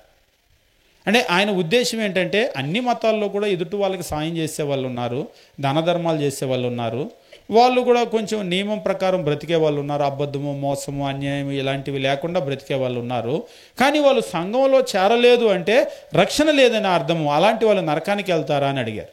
ఒకవేళ మనం చెప్తే అది కఠినంగా అనిపించవచ్చు, కానీ దేవుని వాక్యం ఏమని తెలియజేస్తున్నాడంటే, ఇప్పుడు ఇక్కడ అందరి దగ్గర తలా ఒక బైబిల్ ఉంటుంది మీ దగ్గర దాదాపుగా, అంతే కదా. మీ బైబిల్లన్నీ తెచ్చి ఇక్కడ పెట్టండి అని అన్నాం అనుకోండి, అందరూ తెచ్చి బైబిల్ ఇక్కడ పెడితే ఇంకా మీ దగ్గర ఎన్ని బైబిళ్ళు ఉంటాయి? ఏమీ ఉండవు కదా. ఇది మనకు సింపుల్గానే అర్థమవుతుంది. ఎందుకంటే అన్నీ తెచ్చి ఇక్కడ పెట్టేస్తే అన్నీ తెచ్చి ఇక్కడ పెడితే ఇంక అక్కడ ఏమి ఉండవు. ఇంకేమన్నా ఉన్నాయంటే అన్నీ అనే మాట మనం వాడకూడదు, అంతే కదా. అన్నీ అనే మాట వాడామంటే ఇంకేం మిగలేదని అర్థం. రక్షణ పొందుచున్న వారందరినీ కూడా ఆయన సంఘంలో చేరుస్తూ ఉన్నాడంటే ఇంకా బయట ఎంతమంది ఉంటారు? రక్షణ పొందుచున్న వారిని అనుదినము ఆయన సంఘంలో చేరుస్తూ ఉన్నాడు. కాబట్టి ప్రతిరోజు రక్షణ పొందిన వారంతా కూడా సంఘంలోకి వెళ్ళిపోతూ ఉన్నారంటే సంఘానికి బయట రక్షణ పొందినటువంటి వారు ఎవ్వరు కూడా ఉండరు. ఒకవేళ రక్షణ పొందిన వాళ్ళైతే ప్రభు వాళ్ళని బయట ఉంచడు. కాబట్టి ఈరోజు మనం ఇంకా సంఘానికి వెలుపల ఉన్నాము అంటే మీరు ఒకసారి దయచేసి ఆలోచన చేయండి. కొంతమంది తమ కుటుంబ సభ్యులు లేదంటే తమ చుట్టాలు, బంధువులు, రక్త సంబంధికులు వాళ్ళు ప్రార్థనకి రారు, సంఘానికి వెలుపల ఉంటూ ఉంటారు. వాళ్ళు కూడా పరలోకం రావాలన్న కోరిక వీళ్ళకు ఉంటుంది. కానీ సంఘానికి వెలుపల గనక ఉన్నట్లయితే ఎట్టి పరిస్థితుల్లో రక్షణ పొందినట్లు కాదు. రక్షణ పొందితే ఖచ్చితంగా సంఘంలో చేర్చబడతారు. కాబట్టి నిజంగా మీకు మీ కుటుంబ సభ్యుల మీద ప్రేమ ఉంటే, మీ రక్త సంబంధికులు, మీ ఇరుగు పొరుగు వాళ్ళ మీద ప్రేమ ఉంటే, మీరు వెళ్ళే పరలోకం వాళ్ళు కూడా వెళ్ళాలి, వాళ్ళు కూడా ఆ నరకాన్ని తప్పించుకోవాలి. నిజంగా నరకం అనేటువంటిది ఒకటి ఉందని నేను నమ్ముతున్నాను. బైబిల్ ప్రకారం అక్కడ అగ్ని జ్వాలల్లో మండేటువంటి వేదన ఉంటుందని నేను నమ్ముతున్నాను. బైబిల్ చెప్పింది, దేవుడు చెప్పింది అబద్ధం కాదని నేను నమ్ముతున్నాను. కాబట్టి నిజంగా నరకం ఉంది, నిజంగా వేదన ఉంది. రక్షణ పొందకపోతే అక్కడికి వెళ్తారని దేవుడు చెప్పిన మాట నిజమో అని గనక మీరు నమ్మితే, మీ కుటుంబ సభ్యులో, మీ ఇరుగు పొరుగు వారు, మీ రక్త సంబంధికులో రక్షణ పొందకపోతే అక్కడికి వెళ్తారని మీరు నమ్మితే ఖచ్చితంగా వాళ్ళని గురించినటువంటి అక్కర మీరు తీసుకోవాలి. ఇందాక నేను చెప్పాను కదా, వాళ్ళ నాన్న బైబిల్ పట్టుకొని ఆ ఊర్లో సేవకుడు అవుతాడని ఎప్పుడూ అనుకోలేదు. వాళ్ళమ్మ నిజంగా ఆమె మొదట ప్రార్థనకు రావటం, దేవుణ్ణి ఎరగటం, తర్వాత ఆ రక్షణ అంత కఠినంగా ఉన్నా కానీ భర్త, ఇక పిల్లలైతే తల్లి పెంచుతుంది కాబట్టి పిల్లలకి నేర్పించి, ఆ తర్వాత ఇందులో అద్భుతమైన విషయం ఏంటంటే భర్త మారిపోయి ఆయన బైబిల్ చేతిలో పట్టుకొని సేవకుడు అవటం గొప్ప విషయం. తర్వాత వాళ్ళైతేనేమి, వాళ్ళ పిల్లలైతేనేమి, పిల్లలైతేనేమి రక్షణ అనేటువంటి నిజంగా ఈరోజు మనం కూడా మన కుటుంబంలో ప్రతి ఒక్కరి దగ్గరికి రక్షణ తీసుకుని వెళ్ళాలి. మనం ప్రేమించినటువంటి రక్త సంబంధులు ఒక్కోసారి కొందరు ఏం చేస్తారంటే వాళ్ళు ప్రార్థనకు వెళ్తూ ఉంటారు కానీ వాళ్ళ అమ్మా నాన్న గురించి ఆలోచన చేయరు. నిజంగా వాళ్ళ అమ్మా నాన్న ఎంత మంచివాళ్ళు అంటే వీళ్ళకి కష్టం అనిపిస్తే వాళ్ళ కళ్ళల్లో నీళ్ళు వస్తాయి. ఇక్కడ ఏదైనా ఇబ్బంది పడుతున్నారని వాళ్ళు అప్పు చేసి మరీ డబ్బులు పంపే వాళ్ళు ఉన్నారు, సహాయం చేసే వాళ్ళు ఉన్నారు, వీళ్ళ కొరకు చాలా ప్రయాసపడే వాళ్ళు ఉన్నారు. పెళ్లి చేయగానే అయిపోదు, పెళ్లి చేసిన తర్వాత కూడా పోషించే తల్లిదండ్రులు నాకు తెలుసు. పెళ్లి చేసిన తర్వాత కొడుకును పోషించే వాళ్ళు తెలుసు, పెళ్లి చేసిన తర్వాత కూతుర్లని, అల్లుడిని కలిపి పోషించే వాళ్ళు కూడా నాకు తెలుసు. ఒకసారి ఒక టీచర్ మాట్లాడుతోంది, కొడుకును పోషిస్తున్నాను, కోడలు వచ్చింది కోడల్ని పోషిస్తున్నాను అంటే ఇంకా అబ్బాయికి జీతం రాలా, మనవడు వచ్చాడు, మనవడిని కూడా నేనే పోషిస్తున్నాను అంటే ఈ విషయం మీకు ఎందుకు చెబుతున్నానంటే, వాడు నాకు ఉద్యోగం లేదు అని అంటూ ఉంటాడు. ఉద్యోగం లేకపోతే మేము తల్లిదండ్రులం కాదా? మా కష్టాజీతం వాళ్ళు తినకూడదా? నేనంటే తింటాను, పెళ్ళయింది కదా అని అంటాడంట. పెళ్ళైతే మేము పెట్టకూడదా? ఇప్పుడు పెళ్ళైతే మా కోడలేగా. కొందరైతే అలా ఉంటారు, కొందరు పూర్తిగా రివర్స్లో ఉంటారు. అటువైపు నుంచి పాపం ఆ తల్లి ఏం చెప్తుందంటే, అబ్బాయి మీ సొమ్ము ఇంకా నేను తినటం ఏంటని ఆయన బాధపడుతుంటే, మా సొమ్ము తినకూడదా? మా కొడుకు కాదా? మా కోడలు కాదా? పుట్టింది మా మనవడు కాదా? వాళ్ళకి మేము పెట్టకూడదా అని వీళ్ళు అంటున్నారు. ఇంకా కొంతమంది రివర్స్లో ఏమంటారంటే, ఏరా పెళ్ళాక కూడా నీకు పెట్టాలా, నీకంటే పెడుతున్నాం, కోడలకు కూడా పెట్టాలా అనేవాళ్ళు ఉన్నారు, వాళ్ళు కూడా ఉన్నారు. అయితే ఇక్కడ మనం గమనించవలసినటువంటి విషయం ఏమిటంటే, ఈ భూమి మీద మనం జీవించేటువంటి జీవితం, మన కుటుంబ సభ్యుల్ని, మన రక్త సంబంధికుల్ని వీళ్ళని చాలా బాగా ప్రేమిస్తాం. నిజంగా ప్రేమ ఉంటే భౌతికమైనటువంటి వాటిని సాయం చేయటం మాత్రమే కాదు, వాళ్ళ ఆత్మను గురించినటువంటి అక్కర తీసుకోవాలి. ప్రపంచంలో అన్నింటికంటే కూడా మించినటువంటి దీవెన ఏమిటి అంటే, ఈ భౌతికమైన ఆస్తిపాస్తులు, ఐశ్వర్యాలు, మనం అనుకునేటువంటి స్థలాలు, పొలాలు, వీటన్నింటికంటే కూడా క్రీస్తులో నీతిమంతులం అవటం అనేటువంటిది చాలా గొప్ప దీవెన. ఆ దీవెన అనేటువంటిది మనం పొందటమేమో కాదు, మన వాళ్ళందరికీ కూడా మనం దాన్ని తెలియజేయవలసినటువంటి అవసరం ఉంది. కాబట్టి రక్షణ పొందినటువంటి వాళ్ళు సంఘానికి వెలుపల ఉండరు, సంఘముల్లో మాత్రమే ఉంటారు. చివరి విషయం ఏమిటి అంటే, బైబిల్ అంతా కూడా మనం చదివేటప్పుడు సంఘము సంఘము సంఘము సంఘము అనేటువంటి పదాన్ని మనం గమనిస్తూ ఉంటాం. ఒకసారి ఇంటికి వెళ్ళిన తర్వాత మీరు కూడా బైబిల్ని చాలా జాగ్రత్తగా పరిశీలన చేసి చూడండి. పరిశీలన చేసి చూసిన తర్వాత బైబిల్లో ఉన్నటువంటి సంఘం ఏది, నిజమైనటువంటి సంఘం ఏది, క్రీస్తు తన ప్రాణం ఇచ్చినటువంటి సంఘం ఏది, తన రక్తాన్ని ఇచ్చి తాను కొన్నటువంటి సంఘం ఏది అనేటువంటిది మీకు అర్థమవుతుంది. దయచేసి ఆయన రక్తం ఇచ్చి కొన్నటువంటి ఆ సంఘములో మనమందరం కూడా చేర్చబడి నీతిమంతులమై మనము దీవించబడటం మాత్రమే కాదు, మన తర్వాత మన పిల్లలు కూడా దీవించబడేదానికి స్థిరమైనటువంటి పునాదులు వేయండి. సొలొమోను వెండి బంగారం కొండల్లాగా పేర్చాడు, కానీ కొడుకు కూడా అవ్వలేదు. కొడుకు టైంలోనే పోయింది. ఆయన అనుకొని ఉంటాడు, ఒకవేళ నేను సంపాదించిన ఈ ఆస్తి కనీసం ఇన్ని తరాలు తింటారు, అన్ని తరాలు తింటాడు, జ్ఞాని కదా, లెక్కలేసి ఉంటాడు. కానీ ఆయన లెక్కలన్నీ తారుమారైపోయి కొడుకు టైంలోనే మొత్తం పోయింది. కాబట్టి మీరు మీ తరువాత తరాలకి నిజమైన దీవెన ఇవ్వాలి అంటే క్రీస్తులో ఉన్నటువంటి ఆ దీవెన ఇవ్వండి. దేవుడు మిమ్మల్ని, మీ కుటుంబాలను దీవించునుగాక. మీ అందరికీ వందనాలు తెలియజేస్తూ ముగిస్తూ ఉన్నాం.